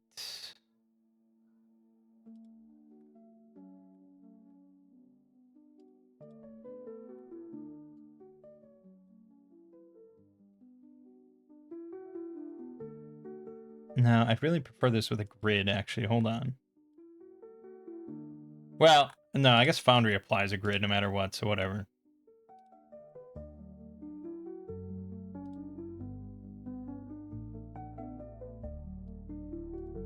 All right, just a second.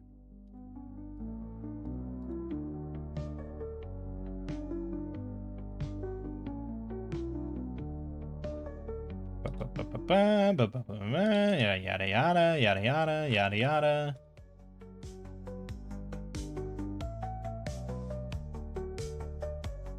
And okay, we are active. Yeah, we are active on this. Okay. Oh god, no, it's miserable. We need way bigger scale than that.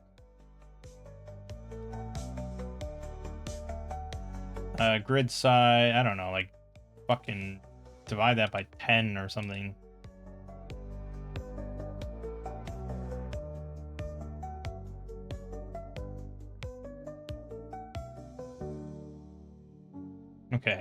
That's a better scale, I think.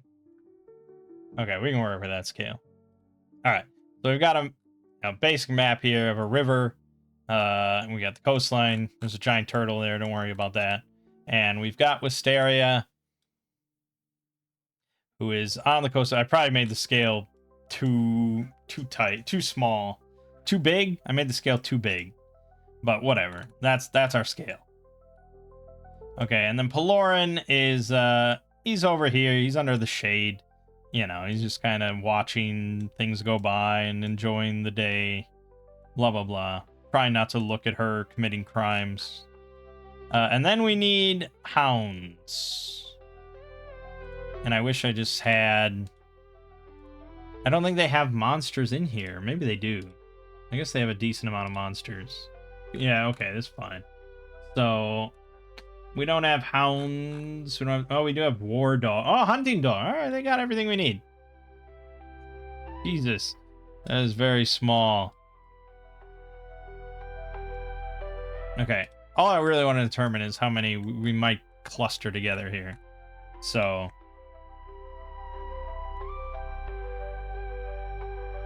That's 9, and that's 12. Okay, so that's 12 altogether, right?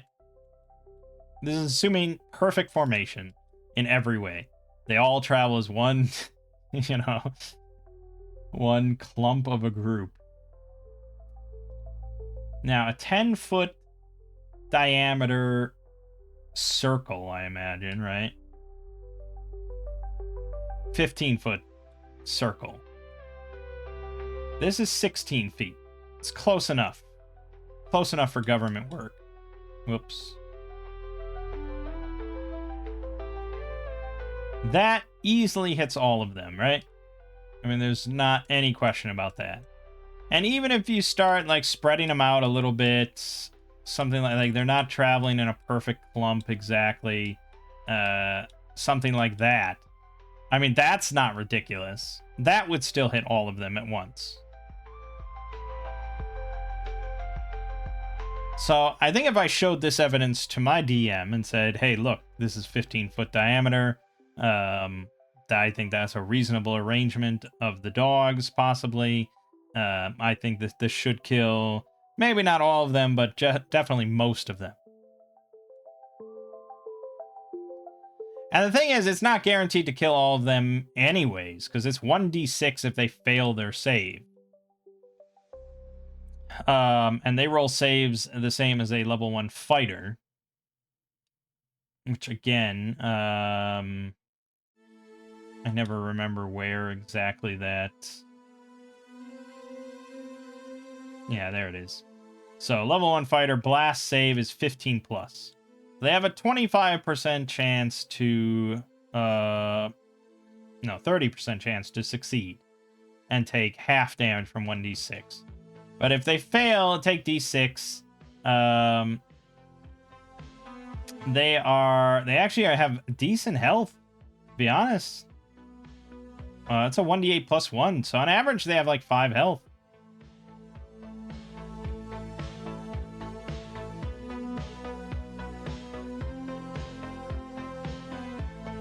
It's actually saying they have 6 health. I don't think that's right. Well, if you round up, that's right. Average of D8 is like 4.5. Plus 1, 5.5. If you round up, it's 6. If you round down, it's 5. If they have 6 HP each, we're very unlikely to kill many of them at all. Which means that this is not that great of a plan, because still 1 health. But, no matter what, even if it didn't kill any of them, and didn't really even harm that many of them, this is enough to send them packing, right? I don't even know if there would be a morale check here, because it's just like, they approached this woman, and she started, like, moving her hands, and then suddenly the earth exploded underneath them. Like, they're gonna run. I think this resolves the encounter no matter what, and we might get some food out of it. And I think even Pelorin would be like, yeah, we can probably eat this, right? I mean, this isn't poaching. This was self-defense against a pack of dangerous animals. We did the legate a favor by killing them, because they could have easily attacked some defenseless farmer, and we solved it. So I think no matter what, we're just resolving this. I don't think you even really have to set it up. If the player is like, I'm going to cast Earth Excrescence as soon as they come within range, it's like, okay. I mean, that's it. That's the end of the encounter. That's not going to resolve every encounter. Definitely not. But in this case, we know that they're kind of traveling as a group. They're kind of clumped together relatively enough that they're all going to kind of bear witness to this at close range, if not get hit by it. And it's enough to kill some of them, injure all of them. And I think resolve it. So I don't think you really need to go into combat for this or anything like this, because there's nothing they can't hit me. I'm preparing the spell, which I think you can do. I think.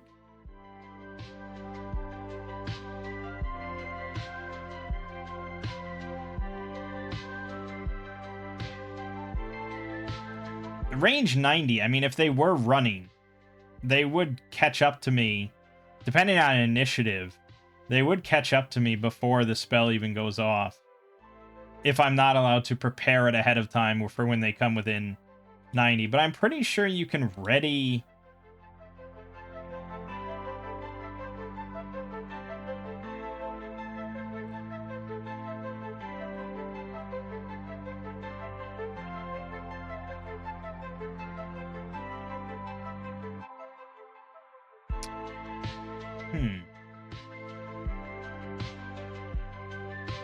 Well, now I'm not so sure. Can you ready a spell within, actual combat rules? I don't think so, actually, because you have to declare if you're casting a spell at the start of the round. But this is sort of extenuating circumstances. I would definitely allow it in any other game in existence ever. It's just ACKS is so kind of specific that I'm not quite sure, but I would still, for my games, for my solo game, if I was to DM this, any of that, and I had a player that wanted to do this to ready a spell to cast at a certain trigger, I'd almost certainly allow it. Not in combat, if combat had initiated or anything like that. And I can definitely agree. That you have a situation like this with a random encounter. It's reasonable to run it by rounds as if you have combat. And had they been hostile and had been running towards me, I probably would have run it that way. But they were unfriendly. So they weren't quite in combat mode, I felt. They wanted to kind of assess the situation a little bit more. They're not starving completely and just out of their mind with hunger and just yes, food, meat, yes. It was more okay, we're gonna approach. We're not gonna run after it to spook it as it's hard to say how much dogs are thinking about it, but I didn't want to run it as combat for that.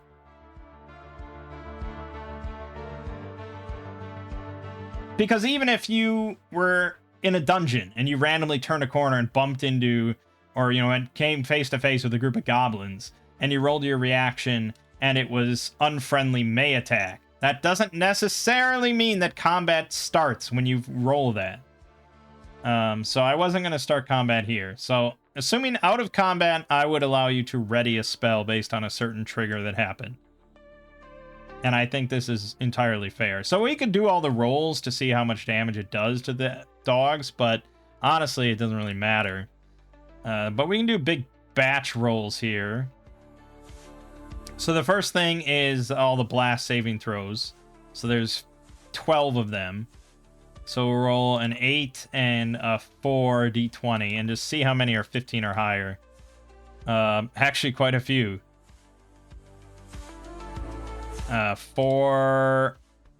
6. So half of them.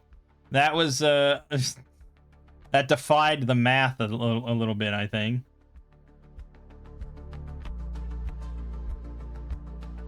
But okay, so 6 of them then are going to take the full damage. And 6 of them are taking half the damage. And I don't know if... I assume you're rolling damage per target.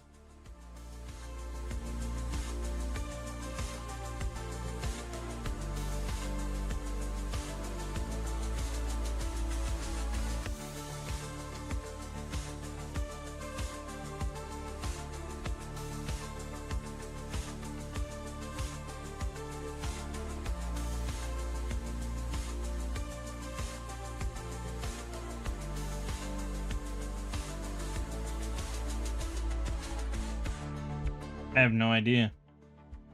I usually assume in these old style ways it's per target, so okay, we'll roll for the first 6 taking full damage.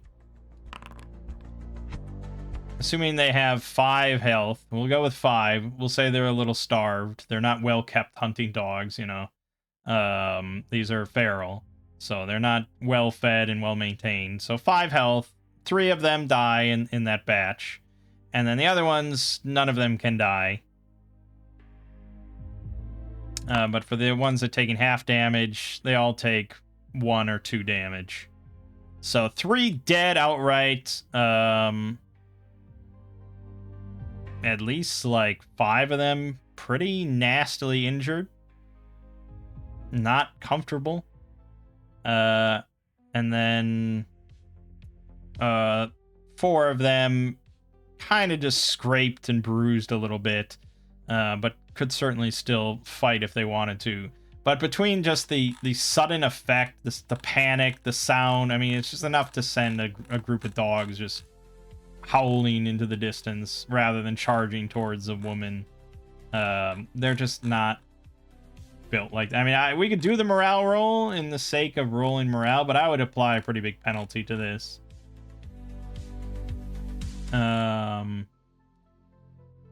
Let's see. So how many died outright? 3? So 1/4. So they actually haven't lost that many. They do outnumber us by 2 to 1. So they'd actually get a +5 bonus based on all that numbers. If you're gonna just roll for the group. But I think this is just assuming too much. Oh, what's their morale number, actually? Probably pretty high. Oh, no, 0. So they don't get any bonus or penalty from that.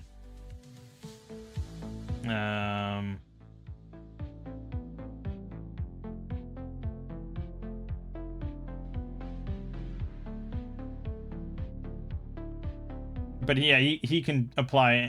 the DM can apply any modifiers he wants to the roll, really. The thing is, they only would retreat on a 2.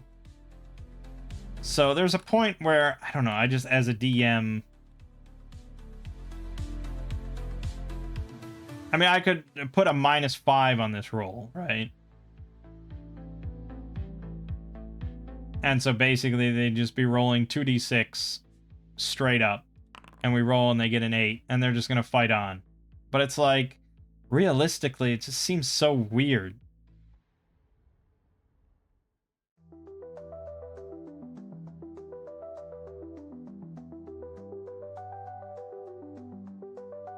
Because they weren't really even in the fight to begin with. They weren't, like, focused that this was a good thing. And they're not... they're not actively, like, facing down an opponent, really. I mean, I don't even know if they would put together the woman is responsible for this. So it's just like, you know, they see the woman on the coast. They're like, okay, this could be good. This could be, yeah, food. And then suddenly the earth explodes underneath them and kills several of them. And they're all injured. And it's just like, no, I wouldn't even do a morale roll, to be honest. Because that's what you would get then. You'd roll an 8. Because they didn't lose enough of their members. And even with the -5, because really they would get a +5 on that roll, and they'd really never they'd never retreat. if you just follow that. And then they would just charge down the mage and eater, and that would be the end. And it's like, I don't know. It doesn't seem right for a pack of feral hunting dogs. So I don't know. Feel free to argue with me, but that's just what I'm thinking there. So I think they would scatter and they would run, and that would be the end of it. So that's what I'm gonna go with. Okay. Did we end up even getting food here? Well, we got 3 dogs worth of food, which I think is enough for the rest of the week. So I don't think we have to, I don't think we have to hunt anymore. I think we can just sit here. And no more ration consuming. We're eating dog for a few days. So look for henchmen. January 21st. Looked for henchmen. We could be doing other things during this time. I agree. This is 1 ancillary activity per day.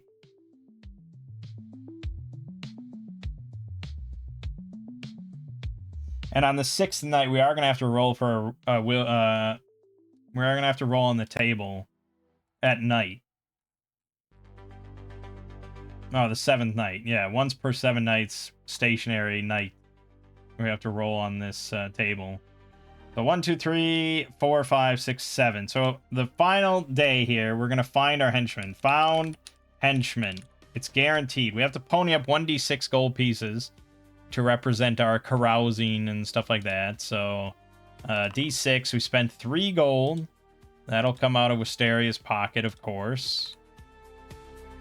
So that's down to 77. And now we finally found our guy. Holy shit.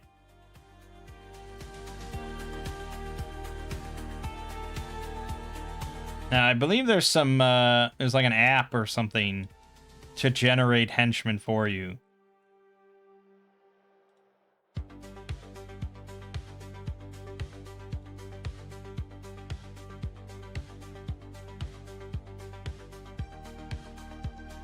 Okay.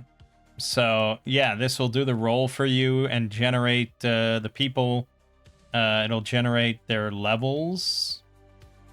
Because they could be level 0 or level 1. I mean, you don't know. But here's who we found.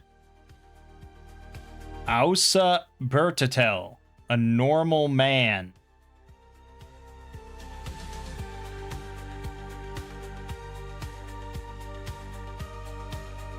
He's lawful. It's got all his traits, his build, his personal belongings, his abilities. He knows how to lip read, and he's proficient in theology and gambling. He has a spell book. He's got a wisdom of 14, a charisma of 15, strength of 7, dex 10. Okay. But according to this, we also see this did a new roll for us, though. And we were specifically looking for level 0. So I guess that's the thing. Like, you don't get to determine what kind of henchman you find. You might find this guy who's basically just like a shitty...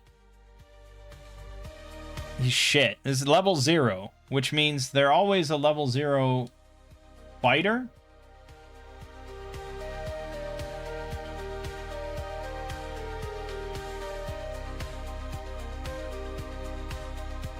They're just a level 0 man. Well, they don't have a class. At level 0.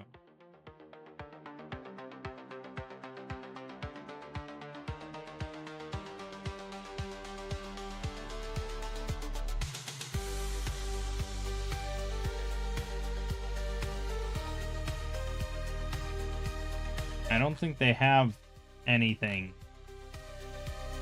They're just a level 0 character, as far as I understand. Hence the normal man stats here. But you might get a normal man who comes with a spell book, and he's got 7 strength and 10 dex and 9 constitution with 3 health, and he's just kind of shitty. But this is who's he's like, yeah, I'll go with you. I think it's fair. I think it's fair, and there's probably rules in the Judge's Journal that simulate all these generations, I would imagine.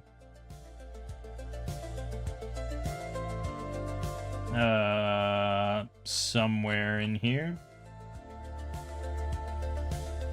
Non-player characters, 0 level NPCs, there you go. Determine their occupation. Okay, so human.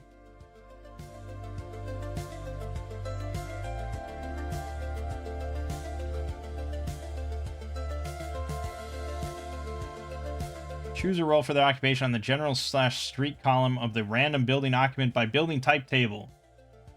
Reroll results of 84 to 85, 96, 97, 99. Okay, so let's go to page 229 and roll on the general/street column of the random building occupant. This is a prospective henchman. I'm pretty sure this is what the generator is doing automatically for us.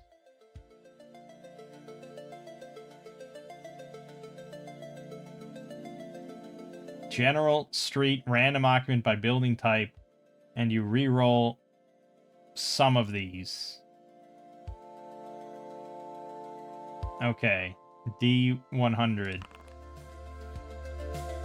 73, which is a master merchant. Really? A master? Oh no, you probably re-roll that, right? That was one of the re-rolls. Oh god, I didn't memorize the numbers. Sorry, I didn't memorize the numbers. Now I gotta go all the way through again. Fuck. Now I don't remember what page it was on. Oh, Jesus. Yeah, just use the fucking generator. Why are you gonna go all the way through? Who's gonna go into this much detail? Some people. Definitely some people. Holy shit. Holy shit. Holy shit, man. There's just a lot. No, you don't re-roll that. So you get the master merchant that wants to go on your fucking dungeon with you. It's ridiculous. All right.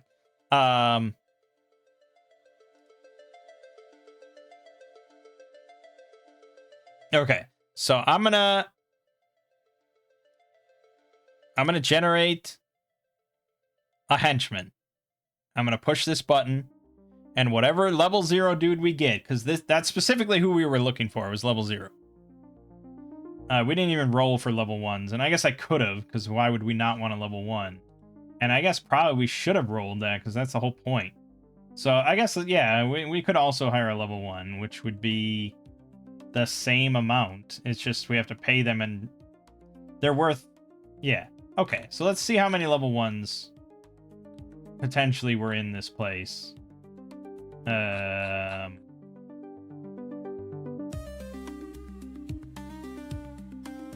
Class 5. There's a 65% chance that there's one here. Okay, so let's roll on that. And we need a 65 on this, or lower. Okay, we got it. So there is a level 1 available. And he comes up the first week as well. Right? And you could keep rolling, but we can't actually hire, I think, anybody higher than level 1. I don't even know if we can hire a level 1.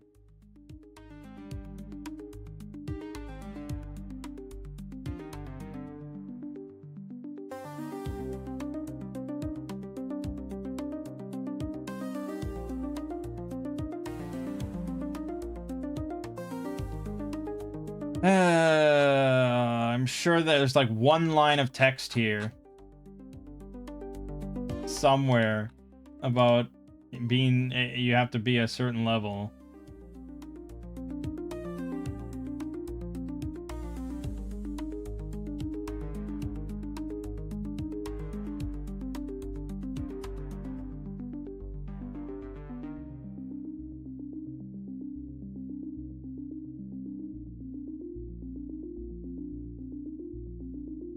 I don't know. It doesn't say anywhere, but I'm almost certain that's the case.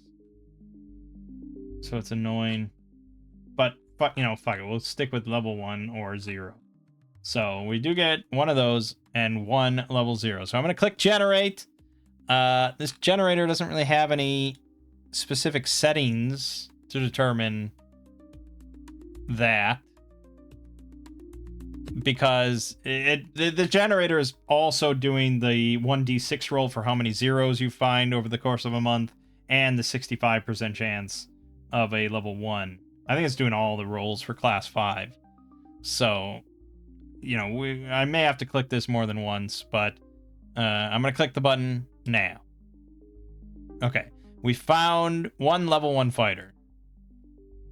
Technically, in week 2, we'd find a level 0 fighter, so we'll also count that as week 1. All right, the level 1 fighter that we found is named Lone Bellador.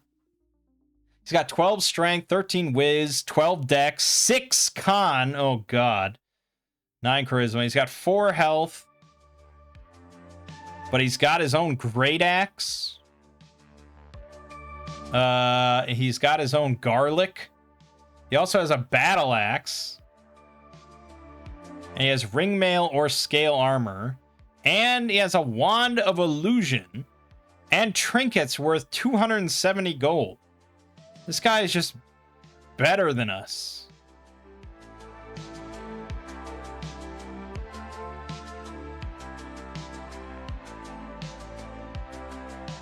This guy's just better than us. His proficiencies are in signaling and siege engineering. Other than the 4 HP, which is not very good, he certainly seems like he could do quite a bit of damage as a level 1 fighter. The other one, the level 0 normal man, is named Adarbad Hoshyarapur. 9 strength, 5 int, 6 whiz, 9 dex, 8 con, 6 charisma. Holy shit. Comes with nothing but some torches and some thieves' tools. And he knows seafaring and seduction with his 6 charisma. Jesus. This guy is a wretch. This is like the comic relief character you'd find in the movie that wants to tag along. He should pay me to come with us. Alright, I think we're going to hire a level 1 fighter then.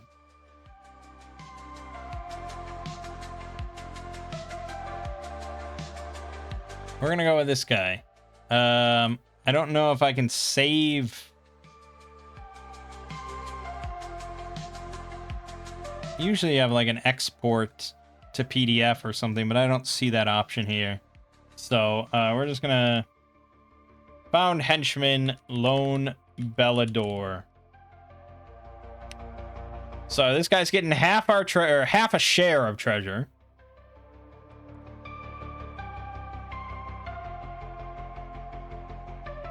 And we have to pay him 25 gold at the end of the month. Let me turn on word wrap there. Okay. He's apparently wearing gown. He's got 2 gowns for some reason. This might be a woman. I mean, their name is Loan Lone. I have no idea, but wearing gowns. Maybe it is a woman. Very low constitution, though.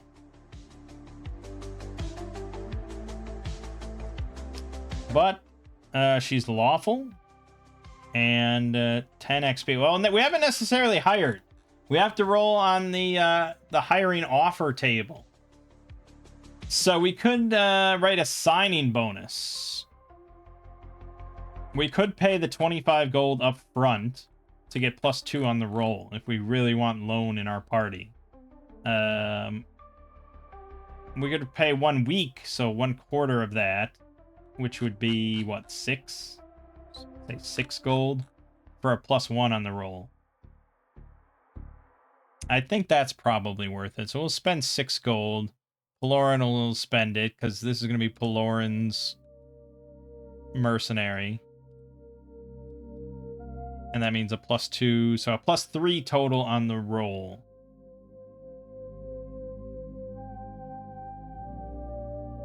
$2d6 +3. 10. Accept. Alright, straight up. Perfect.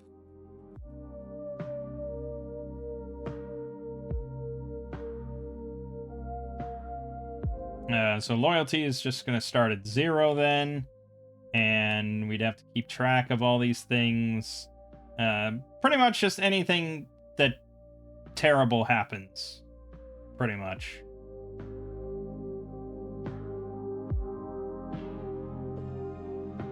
Anytime something terrible happens, like, takes... I don't think takes damage, but yeah, going to 0 for sure is going to be a roll and a subtraction.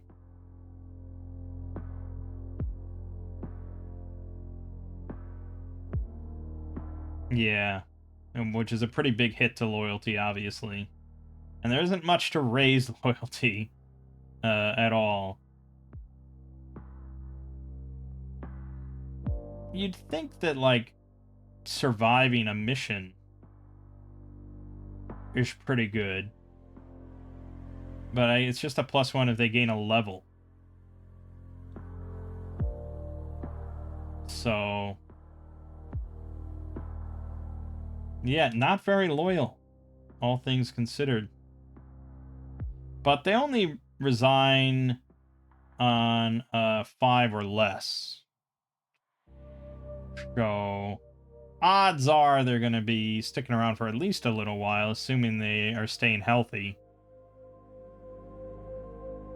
And she does have a morale score of 1, thankfully.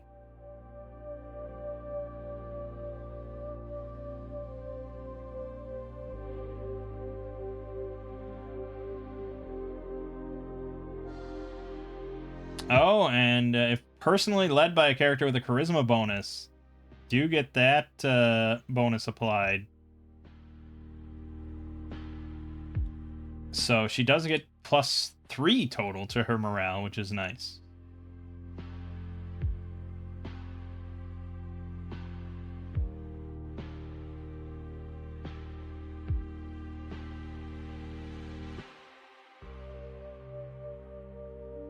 Roll on the hireling obedience sale might be required if you're ordered to go on an expedition to unexplored wilderness hexes, ordered to enter a dungeon the party has not entered before, asked to personally perform a notably dangerous task, asked to work overtime in an urban settlement or other circumstances. So 2d6 plus the morale score. Which means that really she'll never refuse. Unless there's like a severe penalty here because of the situation. Like extraordinary risk of incapacitation, death, capture, etc. So, for the most part, this isn't really going to be a problem. But the begrudging result, possibly. If I rolled a 2, we'd get a begrudging one. And that's a -1 penalty to any loyalty rolls during the adventure.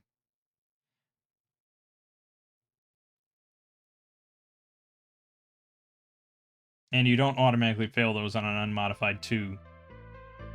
So +4 or higher modifier is sufficient to guarantee orders are carried out. Oh, but you get an extra +2 if the employer is personally doing the dungeon alongside them. Which is going to be most of the time early on.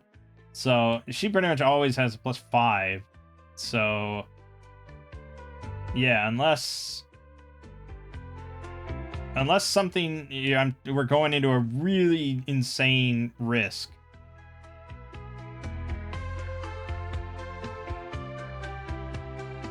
Like by herself, or that she's not, the others are not being exposed. Pretty much we're never gonna have to roll obedience for loan. We're basically fine. Which is good because she only has 4 HP. Now it probably would be prudent to outfit her with like a shield and I don't know, a short bow or a crossbow, but not, well, we can't afford a crossbow, but I don't know, something like that. But yeah, she's mainly just going to be muscle in case we need to just slaughter something, which ideally should never come up. So I think she's going to be relatively safe. We're not going to put her at a whole lot of risk. It's just if combat breaks out and we're fighting and not running or something, she is going to be waiting in there with an AC of 3 and 4 health with her great axe.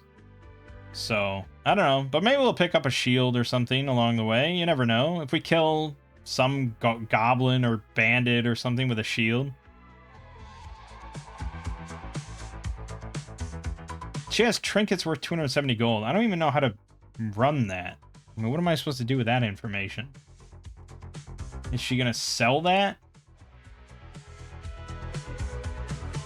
I assume that's listed somewhere of like what they're carrying or something, but you'd have to scroll through like 80 pages of shit.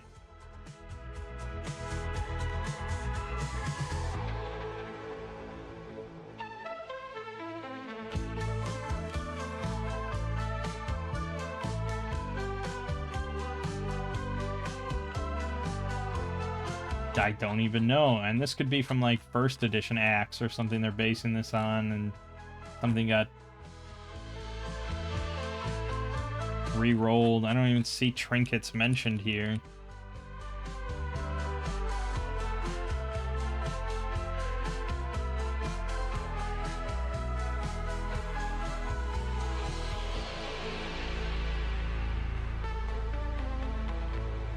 Trinkets.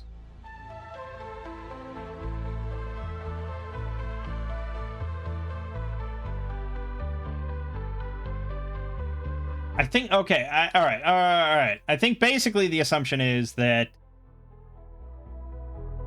she was a level 0 character. She went on an adventure. She got trinkets and a wand of illusion, and that allowed her to get up to level 1. Because she also has 10 XP left over. And so she has that on her. She hasn't sold the trinkets for whatever reason, even though she should. She's like taking this into a dungeon when she could sell it and have a bunch of money. 270 gold seems like a fuck ton. You know, if we go back to like standard of living, a meager like skilled laborer is like 5 gold a month. So she could live for a couple of years like okay.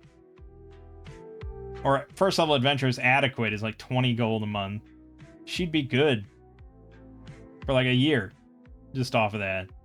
And the Wand of Illusion, who knows how much that's worth if you can sell it. I don't know.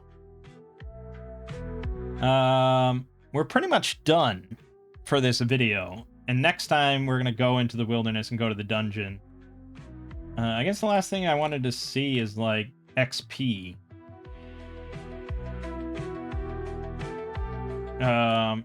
Like treasure. And like finishing a dungeon or something like that. You have treasure. When do you get XP in this system? Usually it's like when you bring treasure back to civilization. I think we saw something like that about treasure. Yeah, earning experience from adventures, non-magical treasure, blah blah blah. Yada yada yada. 1 XP per 1 gold piece of treasure, and then there's magical treasure, assuming you don't use it. So she had this identified. She knows it's a Wand of Illusion. She hasn't used it.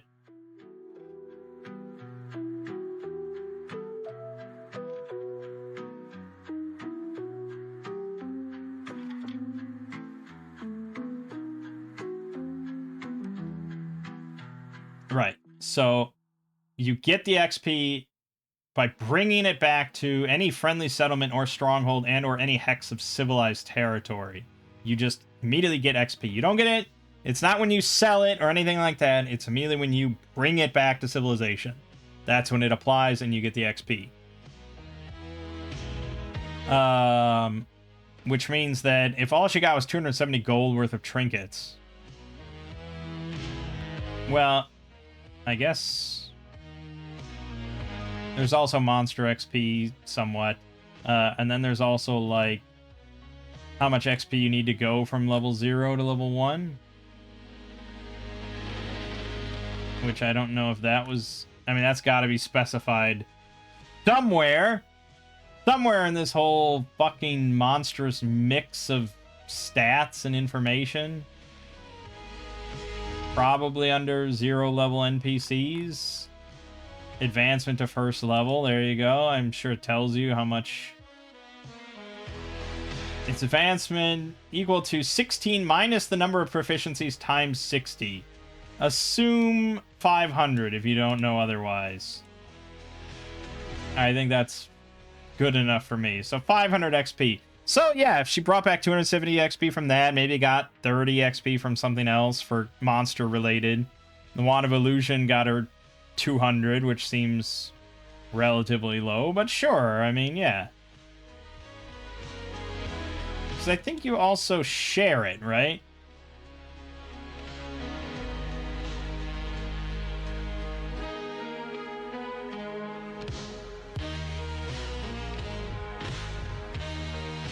So she got the actual wand, but you split the XP amongst all of you.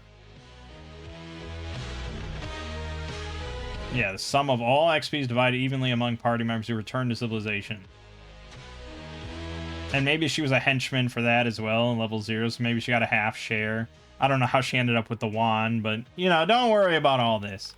She did an adventure, she got to level 1, all is well. So now, for her to go to level 2, she needs another, basically 2,000 experience. So it's a lot harder. But that's what it is. Okay, then we're good. We're good to go. A week has gone by. We spent the time. We spent the money. We got ourselves a level 1 henchman to serve Pelora and to go into the dungeon with us. Ideally, we'd get like 6 more henchmen, really. This is going to be absurdly dangerous. We're probably all going to die in the next video, but at the very least, we have explored a bit more of what ACKS is like. And as you can see, it's pretty slow going. A lot of emphasis here on realism and simulationism and all that kind of stuff. I don't think that's a bad thing. I think that's kind of interesting, assuming you have a group on board. I don't think I'd want to run this with like 6 players or anything. I feel like 2 or 3 players could be pretty fun, and a lot of henchmen. But I don't know. Then there's the other side where people run like bro SR games with 30 players and like 4 DMs and blah, blah, blah. You know, it's just insane. But that also involves a lot of like solo play among the players as well. Anyways, we're going to get to the dungeon next time, assuming we don't all die on the way in. And it'll be interesting. For now, though, my name is Mang. This has been Solo Roll Mangging, Venture Conqueror King System. I'll see you fine folks in the next part.